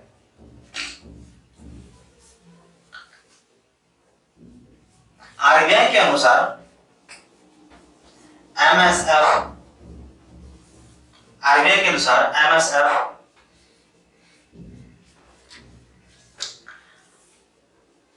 ट्रिपल आर से संबंधित है,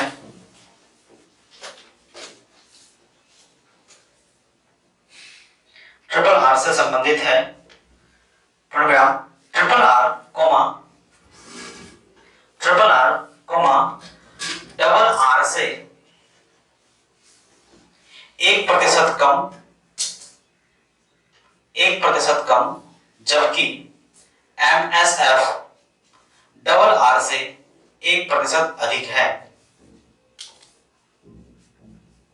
अगला पॉइंट लिखेंगे, एमएसएफ सामान्यतः बैंक रेट के बराबर होती है, एमएसएफ सामान्यतः बैंक रेट के बराबर होती है।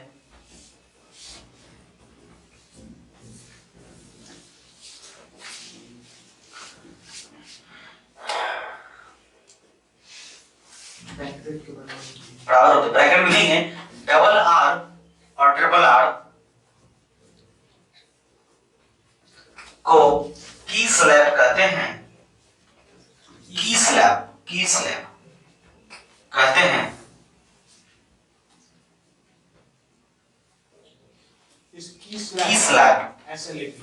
बी स्लैब बी होगा ना, स्लैब बी स्लैब की स्लैब कहते हैं, क्योंकि बैंक की सभी दरें इसके आसपास ही और इसके मान पर ही तय होती है।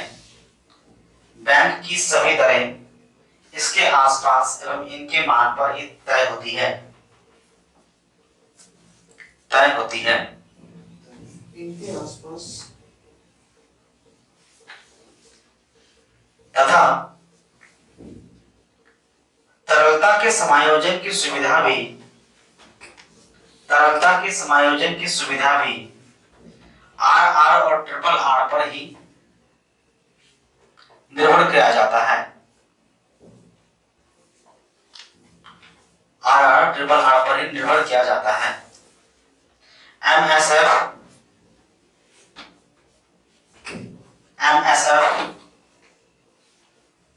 दैनिक तौर पर लिया गया एक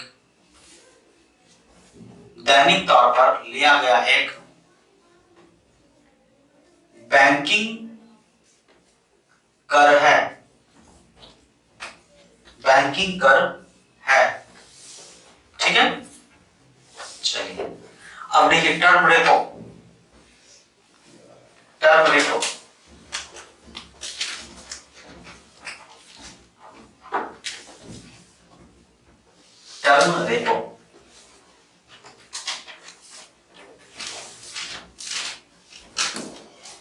देखेंगे।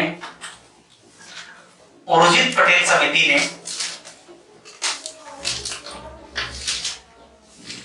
वर्ष 2013 में नई मौद्रिक नीति के तहत उर्जित पटेल समिति ने वर्ष 2013 में नए मौद्रिक नीति के तहत टर्म रेपो की शुरुआत की।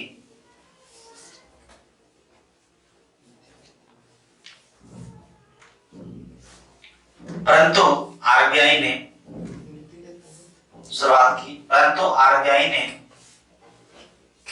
डबल आर को ही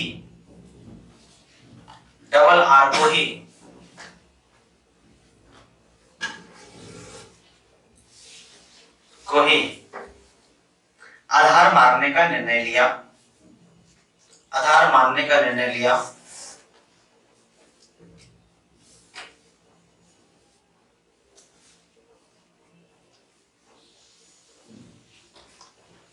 क्योंकि उर्जित पटेल के अनुसार टर्म रेपो को आधार मानी जानी चाहिए थी। टर्म रेपो को आधार मानी जानी चाहिए थी अगर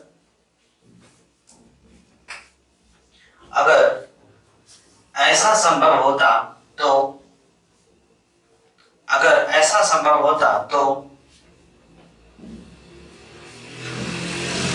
डबल आर की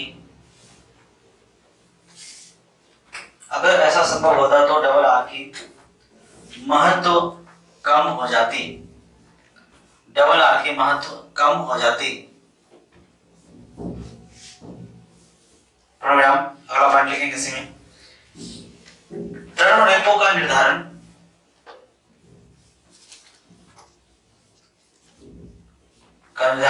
नीलामी के तहत की जाएगी। नीलामी के आधार पर की जाएगी।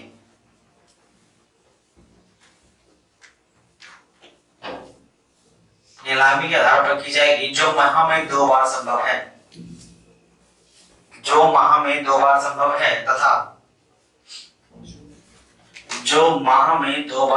है तथा इसकी दर डबल आर से कम नहीं हो सकती।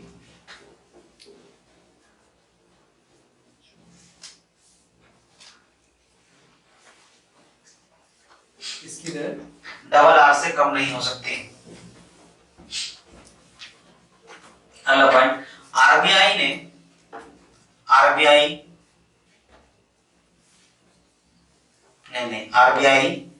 टर्म रेपो के माध्यम से बैंकों को बाजार में तरलता बनाए रखने के लिए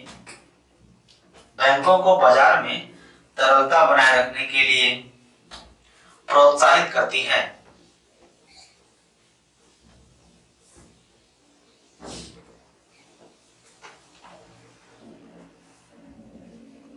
अगला पॉइंट, टर्म रेपो का दर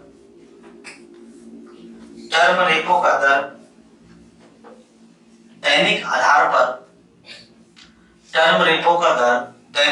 पर तय किया जाता है, जबकि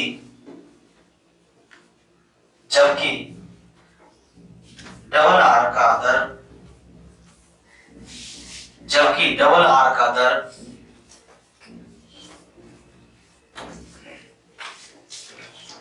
1.5 माह पर, डबल आर का दर 1.5 माह पर, ठीक है। देखेंगे जब अगला वन, जब इसे औद्योगिक उत्पादन के लिए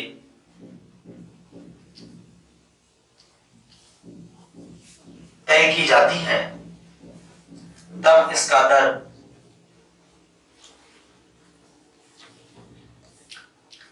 उत्पादन का 10% होता है, तब इसका दर उत्पादन का 10% होता है। ब्रैकेट लिखेंगे IIP के अनुसार, IIP के अनुसार, IIP क्या है? Index for industrial production. IIP का फुल फॉर्म है index for industrial production. Bank rate को हम लोग समझा था, हम लोगों ने समझा था, लिखा था बैंक रेट के बारे में, फटाफट देखिए। बैंक रेट हम लोगों ने समझा था, हम लोगों ने लिखा था RBI, बैंक और कंपनी, तीन है कंपनी या कस्टमर लिखा था। फिर हम लोगों ने देखा था कि बैंक 100% देखा था ना, सही याद है ना? बैंक रेट बढ़ेगी तो क्रेडिट क्या होगा? बैंक रेट घटेगा। बैंक रेट बढ़ेगी तो क्रेडिट बढ़ेगा घटेगा?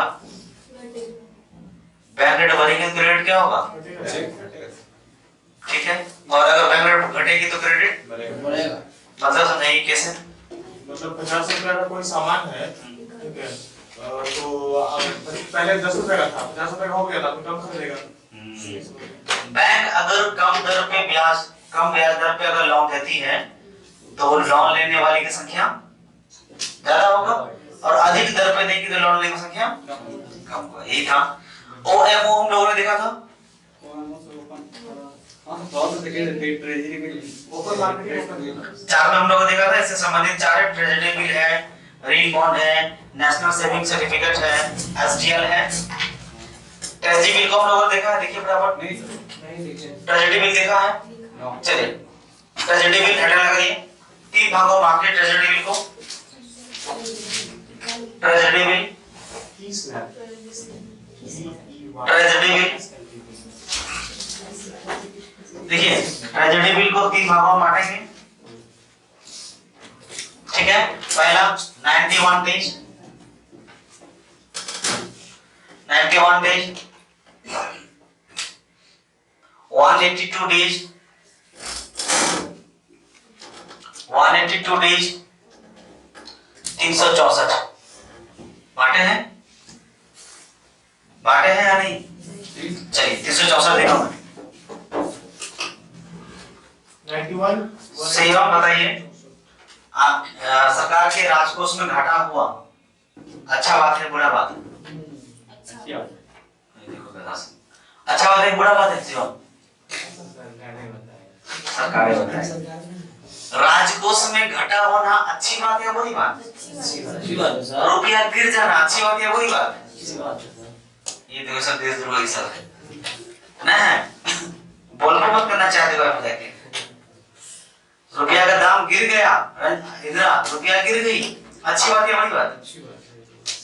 कल कहीं बुरी हो जाती है, दोनों होगा सर। सामने वाला सीधा बता देगा तुम कांग्रेस से।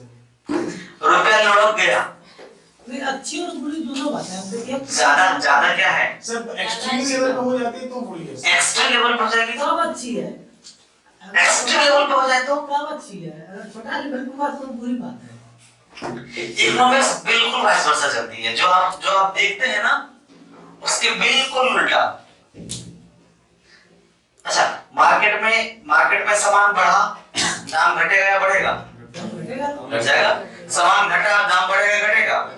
सब उल्टा चलता है। बाजार में कस्टमर बढ़ा, दाम बढ़ेगा घटेगा? बढ़ेगा, दाम बढ़ जाएगा, बढ़ेगा, क्योंकि कस्टमर बढ़ा तो मांग बढ़ा, मांग बढ़ा तो रेट बढ़ा। है कि नहीं? अभी जैसे धीरज को प्रॉब्लम होता है, धीरज को भी जैसे 1 दिसंबर से सिगरेट वगैरह पीना बंद हो जाएगा शायद। अच्छा धीरे सेवा का प्रॉब्लम हो जाएगा, सेवा का प्रॉब्लम हो जाएगा, है कि नहीं? तो रेट बढ़ जाता है। अब जैसे अभी मान लीजिए कि प्याज कैसे केजी है? 60 रुपया 60 रुपए किलो, 70 रुपए किलो है, 70 रुपए किलो है। आप इसमें से ऐसा क्यों? छोड़ दीजिए। निर्यात बंद हो और गया। ज्यादा निर्यात बंद हो गया, आयात बंद हो गया। 0.60 आयात बंद हो गया। अच्छा आयात बढ़ेगी तो रेट बढ़ेगा या घटेगा? घटेगा। निर्यात बढ़ेगी तो रेट घटेगा या बढ़ेगा? बढ़ जाएगा। सब उल्टा चलता है, एकदम सब कुछ उल्टा दिखेगा यहाँ पे। 2 से रुपया लुढ़केगा तो अच्छी बात है, ज्यादा लुढ़क गया तो अच्छी बात है, थोड़ा लुढ़का तो थोड़ी बुरी बातें होंगी। डॉलर के मुकाबले रुपया कमजोर हो गया मतलब अच्छी बात। राजकोष का घाटा लग गया, अच्छी बात है वही बात। अच्छी बात। सरकार स्वयं राजकोष का घाटा दिखाता है। हम लोगों ने देखा था राजकोष में घाटा लगा, चालू खाता क्या होगा? चालू खाता घटेगा या बढ़ेगा? घटेगा। जब राजकोष घटा चालू खाता घटा तो क्या आएगा? बाहरी विदेश निवेश आएगा। अब विदेश निवेश आना हमारे लिए बड़ी बात, अच्छी बात है। अच्छी बात है सर, आर्थिक समृद्धि होगी, रोजगार के अवसर मिलेंगे। अभी हमारे इंडिया में 1 यूरो बराबर 88 रुपया है। अफ्रीकन के कई कंट्री ऐसे हैं इसका 1 यूरो यहाँ वहाँ 1 यूरो वहाँ का 1,60,000 है। इंडोनेशिया में देख लिया सर, इंडिया में सर, इंडिया के रुपए सर और इंडोनेशिया में बहुत ज्यादा डिफरेंस है सर। कितना है? लगभग वहाँ का अच्छा खासा अमेरिका हमारे ठीक डबल ट्रिपल है सर नहीं, इंडोनेशिया। विश्व के अभी ऐसे देश हैं शिवम कि आप वहाँ पे 1,000 रुपया इंडिया के लेकर जाइएगा तो आसानी से चैन से बड़ा शान शौकत का जीवन वो जी सकते हैं। और गवर्नमेंट में आ सकते हैं। इंडोनेशिया ये सब हाँ बहुत ज्यादा 1,000 देखिए सर, एक भारत का रुपया 600 ईरानियन रियाल में बराबर 600 रियाल। तो ईरान जाना चाहता है तो अच्छी जगह है सर। पराग्वे में तो और इलाका के सर, एक इंडियन रुपये से पराग्वे देखिएगा सर अभी। हो गया। पराग्वे ठीक है। चलिए ओमो हो गया था ट्रेजेडी में, लेकिन सरकार द्वारा ट्रेजेडी बिल जो मिलती है वो सरकार देती है 3 अलग-अलग स्ट्रक्चर में। एक 91 डेज के लिए, 182 डेज के लिए और 364 था ना, 364 दिनों के लिए। सर मुद्रास्फीति अगर बहुत बड़े बृहद तौर पे होता है सर, तो इससे अंबानी लोगों को सर ज्यादा नुकसान होगा या सर आम जनता को? अंबानी लोगों को या अंबानी को? हाँ मींस मतलब जैसे टाटा बिरला हो गया, उससे अंबानी हो गई। ये तो बहुत जबरदस्त प्रश्न आपने पूछा है और ये प्रश्न के आप ही उत्तर दे दीजिएगा, हम पूछते नहीं, आप ही उत्तर देंगे। इन्फ्लेशन हो जाना क्या होगा? इन्फ्लेशन हो जाने के बाद महंगाई बढ़ेगा या घटेगा? महंगाई बढ़ेगा। आपको फायदा हुआ या जनता को? आप अंबानी हैं, फायदा आपको हुआ या जनता को? अंबानी को होगा सर। अगर आपके पास मांगी हुई वस्तु का स्टॉक है तो बेनिफिट आपको होगा। अगर आपके पास स्टॉक नहीं तो नुकसान आपको भी होगा, नहीं होगा ना? सिंपल है। तो आम जनता के संदर्भ में नहीं सकते, वो तो उनके आम जनता को अगर महंगाई होगी, मुद्रास्फीति बढ़ेगा, महंगाई होगी तो जनता की अच्छी बात है बुरी बात है? बुरी बात है, परचेजिंग सिंपल है, सबके लिए खराब बात है, परचेजिंग पावर घट जाएगा, सब खत्म है, इंडस्ट्री में कुछ प्रॉब्लम होगा, सबका परचेसिंग पावर घटेगा। तो परचेसिंग पावर सबका घटेगा तो इन्फ्लेशन सबके लिए प्रॉब्लम है ना बेटा। अंबानी आपको लगता है पैसा वाला, लेकिन उसके पास परचेसिंग पावर है, इसलिए पूछे उसका वो क्या चाहते कि पूरा देश को खरीद लेगा क्या? नहीं ना, उसका एक परचेसिंग पावर है, उसके स्तर पे परचेसिंग पावर घट जाएगा। अब हमारा स्तर है कि 10 रुपए गिलास दूध पीने में हमको सोचना पड़ता है, सर हम लोग खरीदबे नहीं करेंगे तो बनाएगा कहाँ से? है कि नहीं? तो हमारा स्थिति 10 रुपए गिलास दूध पीने का भी नहीं है, तो हमारा परचेसिंग पावर कम है। और हो सकता है कि हमारा रहेगा कि हम रोज पिज्जा ही खाएं 400 रुपए वाला, तो मेरा परचेसिंग पावर सबका अपना अपना चलता है, तो परचेसिंग पावर घटेगा, महंगाई बढ़ेगी, परचेसिंग घटेगा, सबके लिए नुकसान है। ये तो छोटा सा कॉमन सेंस है कि नहीं? चलिए आगे। ट्रेजेडी में है सरकार द्वारा राजकोषीय घाटे को सर आप क्या क्या बोल रहे हैं? ट्रेजेडी बोल रहे हैं। ट्रेजरी ट्रेजरी ट्रेजरी ट्रेजेडी नहीं, आप भी ट्रेजेडी बोल रहे हो तो ट्रेजेडी बोले थे सर, तुम ट्रेजेडी लिख दिए पहले हम सर। लोग ट्रेजरी लिखे थे। ट्रेजरी भी लिखना है। ट्रेजरी ट्रेजेडी तो ट्रेजेडी बिल क्या होता है?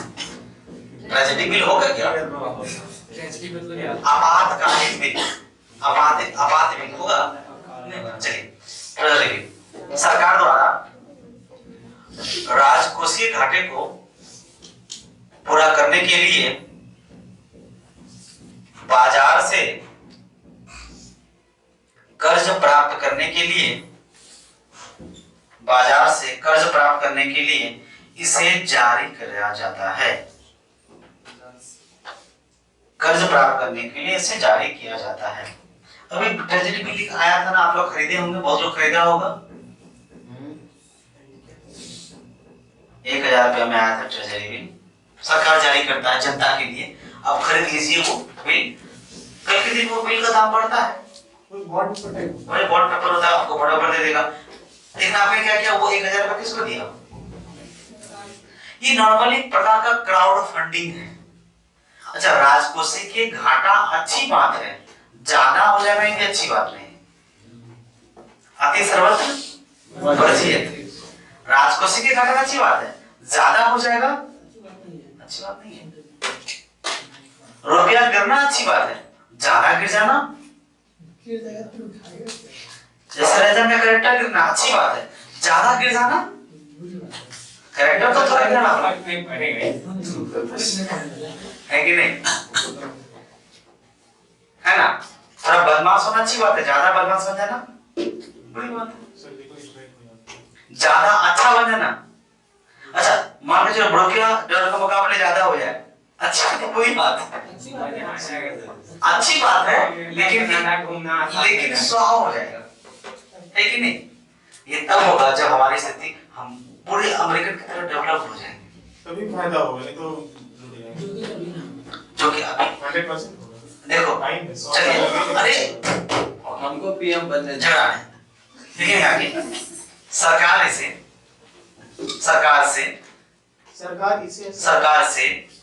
आरबीआई द्वारा इसकी खरीद बिक्री की जाती है। बैंक एवं अन्य मुख्य रूप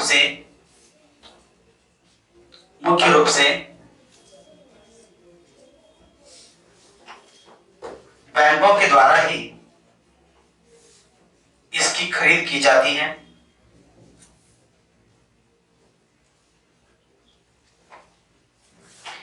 उपलब्ध यह छूट के साथ होती है,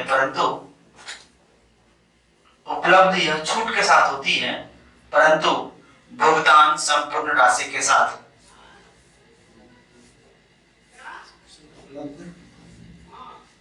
छूट के साथ होती है, जबकि भुगतान संपूर्ण राशि के साथ।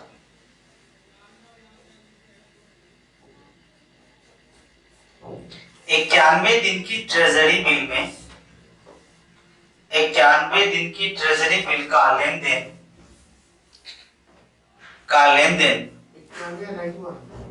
लेनदेन 7 दिनों पर, जबकि अन्य दोनों का 14 दिनों पर किया जाता है। 91 दिन का ट्रेजरी बिल की लेनदेन 7 दिनों पर तथा अन्य दोनों का 14 दिनों पर किया जाता है।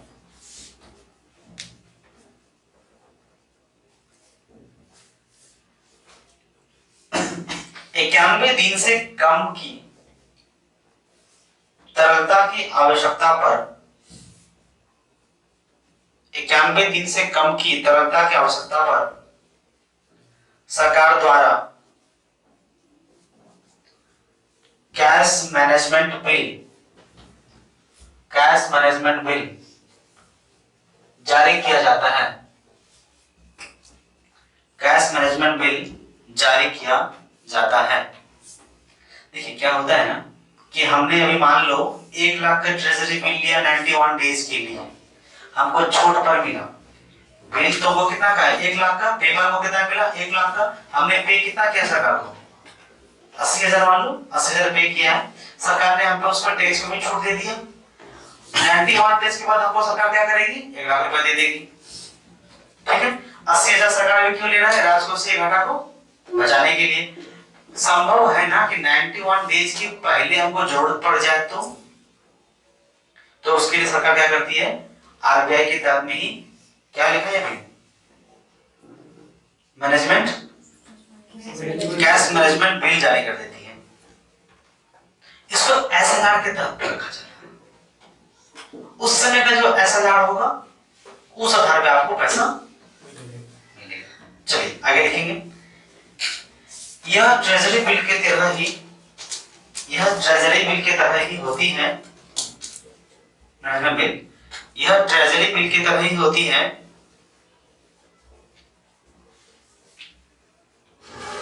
जो कि आरबीआई की परामर्श से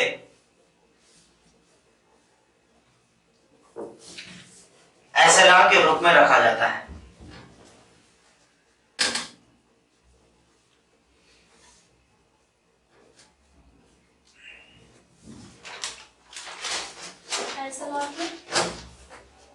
रूप में रखा जाता है। अगला बार लिखेंगे, सरकार अगर ट्रेजरी बिल की परिपक्वता होने के बाद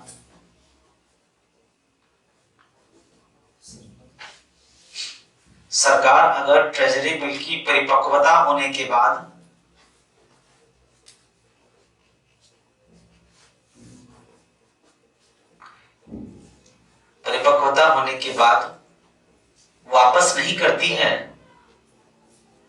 तो डेट सिक्योरिटी के रूप में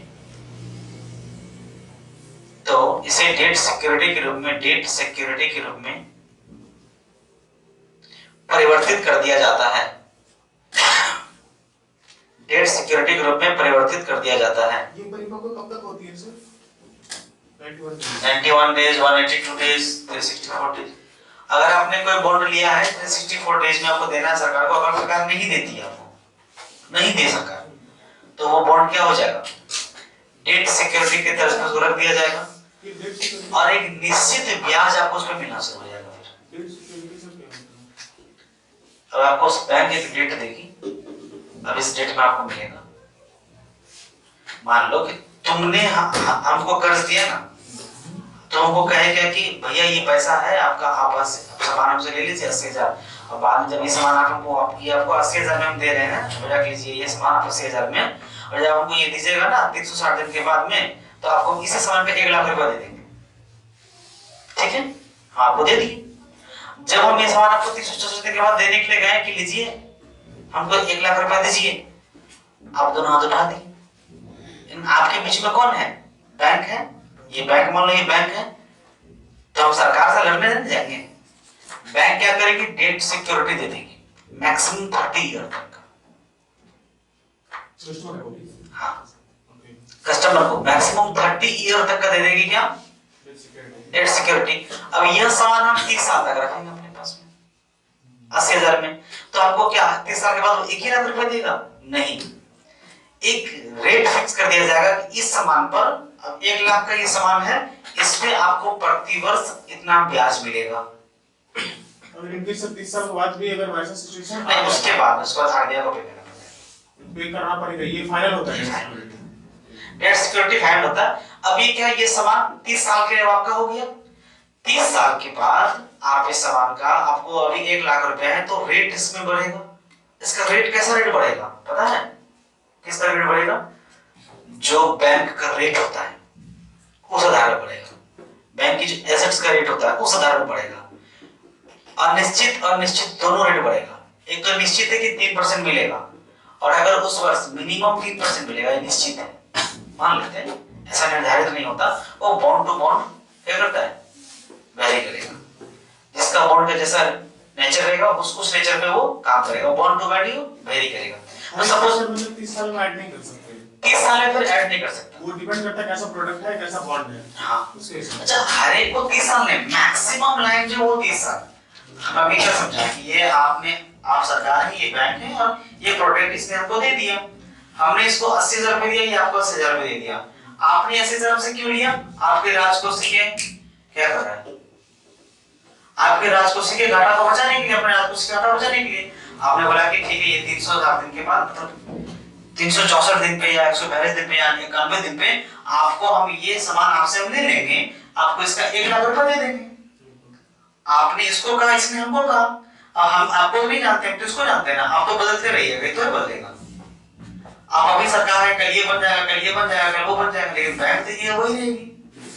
हम इसको पकड़ेंगे तो बैंक इसको पकड़ेगा, तो ये हम इसको देंगे कि भैया लीजिए 364 दिन के बाद अपना सामान हमको 1 लाख रुपए दे दीजिए।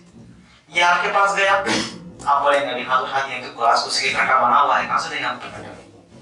इसलिए क्या करेंगे, डेट सिक्योरिटी दे देंगे हमको कि हाँ सर ये मैक्सिमम 30 साल तक देता है। आप 1 साल के बाद आज के दिन ही आइएगा, आपको हम दे देंगे 1 लाख रुपया। तो हम पागल हैं? अभी 1 लाख मिलने वाला है, 1 साल के बाद 1 लाख रुपए लेंगे नहीं ना। तो ये हमको क्या देगा? ब्याज दर देगी।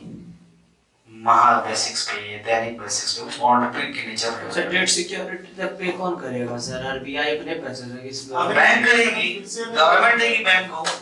और फिर नहीं होता तो वो 30 वर्ष तक बढ़ाया जा सकता है। अगले साल हमको बुलाई, फिर नहीं वो पैसा कि बढ़ा के 30 वर्ष तक बढ़ा सकती है, उससे ऊपर नहीं बढ़ा सकती है। 30 वर्ष का उसको देना ही है। अगर इंक्रीज नहीं हुआ तब आगे सर, नहीं ये समझ सिर्फ आएगा। भारत के लिए है या अदर के लिए? ट्रेजेडी बिल तो भारत में काम करेगा। ट्रेजेडी बिल आप विदेशियों को नहीं भेज सकते। ट्रेजेडी बिल आप केवल एनआरआई को दे सकते हैं, ओसीआई को भी नहीं दे सकते। हमने पढ़ा था ना नागरिक में, पॉलिटी में पढ़ा था ना, कितने प्रकार के नागरिक हैं? एनआरआई है, ओसीआई है और पीसीआई है, पढ़ा था हमने। तो एनआरआई को दे सकता है, बाकी दोनों को नहीं देगा, क्योंकि एनआरआई क्या है? नॉन रेजिडेंट्स इंडियन है, वो यही का है, उसको हमको बेचेगा। तो ये पोजीशन होता है। तो ये मैक्सिमम कितना जाएगा? 30। ये प्रति वर्ष क्या हो सकता है? प्रति वर्ष चेंज कर सकते हैं, हमको हर साल बुलाए हो सकता है। एक ही बार बोले भैया 30 साल के बाद आइएगा, बात खत्म। ऐसा बात है, समझ बात है। चलिए देखिए, डेट सिक्योरिटी के रूप में परिवर्तित कर देगा तथा निश्चित ब्याज दर के साथ, गाल पर से हाथ हटा के, निश्चित ब्याज दर के साथ 30 वर्ष तक के लिए हो सकता है।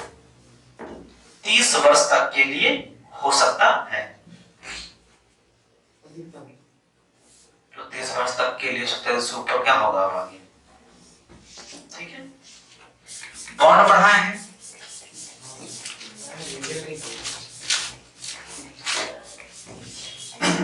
बॉन्ड बढ़ाए हैं। तो सर लिखा लिखा है क्या लिखा है बॉन्ड में? बॉन्ड में 2 प्रकार के जनरल बॉन्ड और zero coupon bond, universal bond, floating drop bond और 20 स्तर का बॉन्ड, घरेलू स्तर का बॉन्ड, इसी तरह।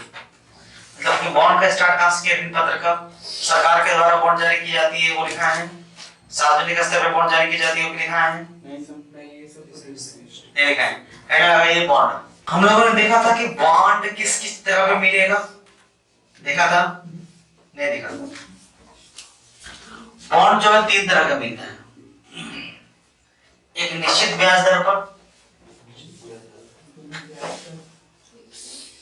फिक्स रेट पर, और एक मिलेगा आपको आरक्षित पर,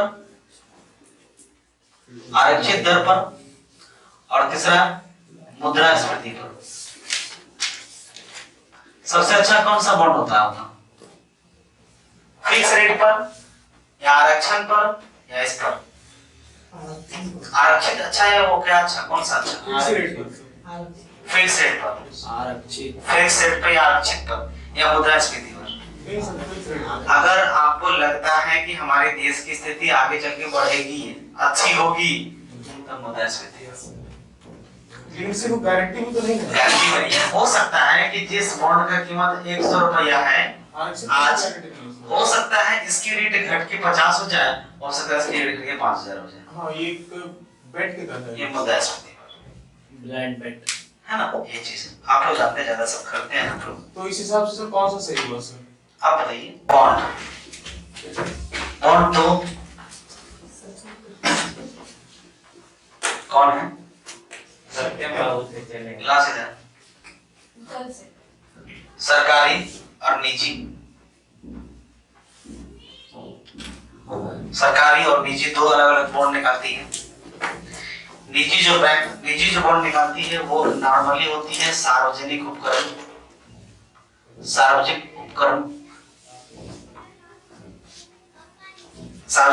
निकालती है। ये जो बॉन्ड डिपेंडेंट होगा ये SLR पर निर्भर होगा। ये जो बॉन्ड होगा वो SLR पर निर्भर नहीं होगा। ये जो बॉन्ड होगा ये सरकार प्लस रवि निकालेगी, सरकार प्लस RBI निकालेगी, और ये होगा निश्चित अवधि के लिए, निश्चित अवधि के लिए। ये जो होती है जैसे ONGC निकालेगी, रिलायंस निकालेगी, ठीक है, किसी ONGC है, रिलायंस है, CIL है, ठीक है, सब निकालती है, टाटा है, सब निकालती है, CIL ETC, ठीक है। क्या वो निश्चित होगा? ये निश्चित होगा, ये बॉन्ड निश्चित नहीं होगा, निश्चित समय के लिए नहीं होगा, निश्चित समय के लिए नहीं होगा। बॉन्ड निकाला, आज निकाली, कल बेच दीजिए, चलेगा, ठीक है, आज निकाली, कल बेच दीजिए, चलेगा, ठीक है। सर सार्वजनिक उपक्रम में जरा सा निश्चित समय के लिए नहीं होगा ना। हाँ, निश्चित समय के लिए ये नहीं होगा। क्या सार्वजनिक उपकरण क्या होता है? वैसी इंस्टीट्यूशंस जो सबके लिए है, जिसमें बोर्ड मेंबर हो, प्राइवेट लिमिटेड ही है, लिमिटेड कंपनीज होगी, सभी कंपनी लिमिटेड होगी, ठीक है, प्राइवेट लिमिटेड कंपनी होगी, इस तरह। तो देखिए ना, ONGC क्या निकालती है हमारे यहाँ? गैस निकालती है। ONGC क्या करती है? गैस निकालती है। CIL क्या करती है? CIL क्या करती है? औद्योगिक उपकरण बनाती है। रिलायंस क्या करती है? डिजिटलाइजेशन करती है। तो सारी चीजें, ठीक है। बॉन्ड की आगे की प्रकृति हम लोग कल पढ़ेंगे।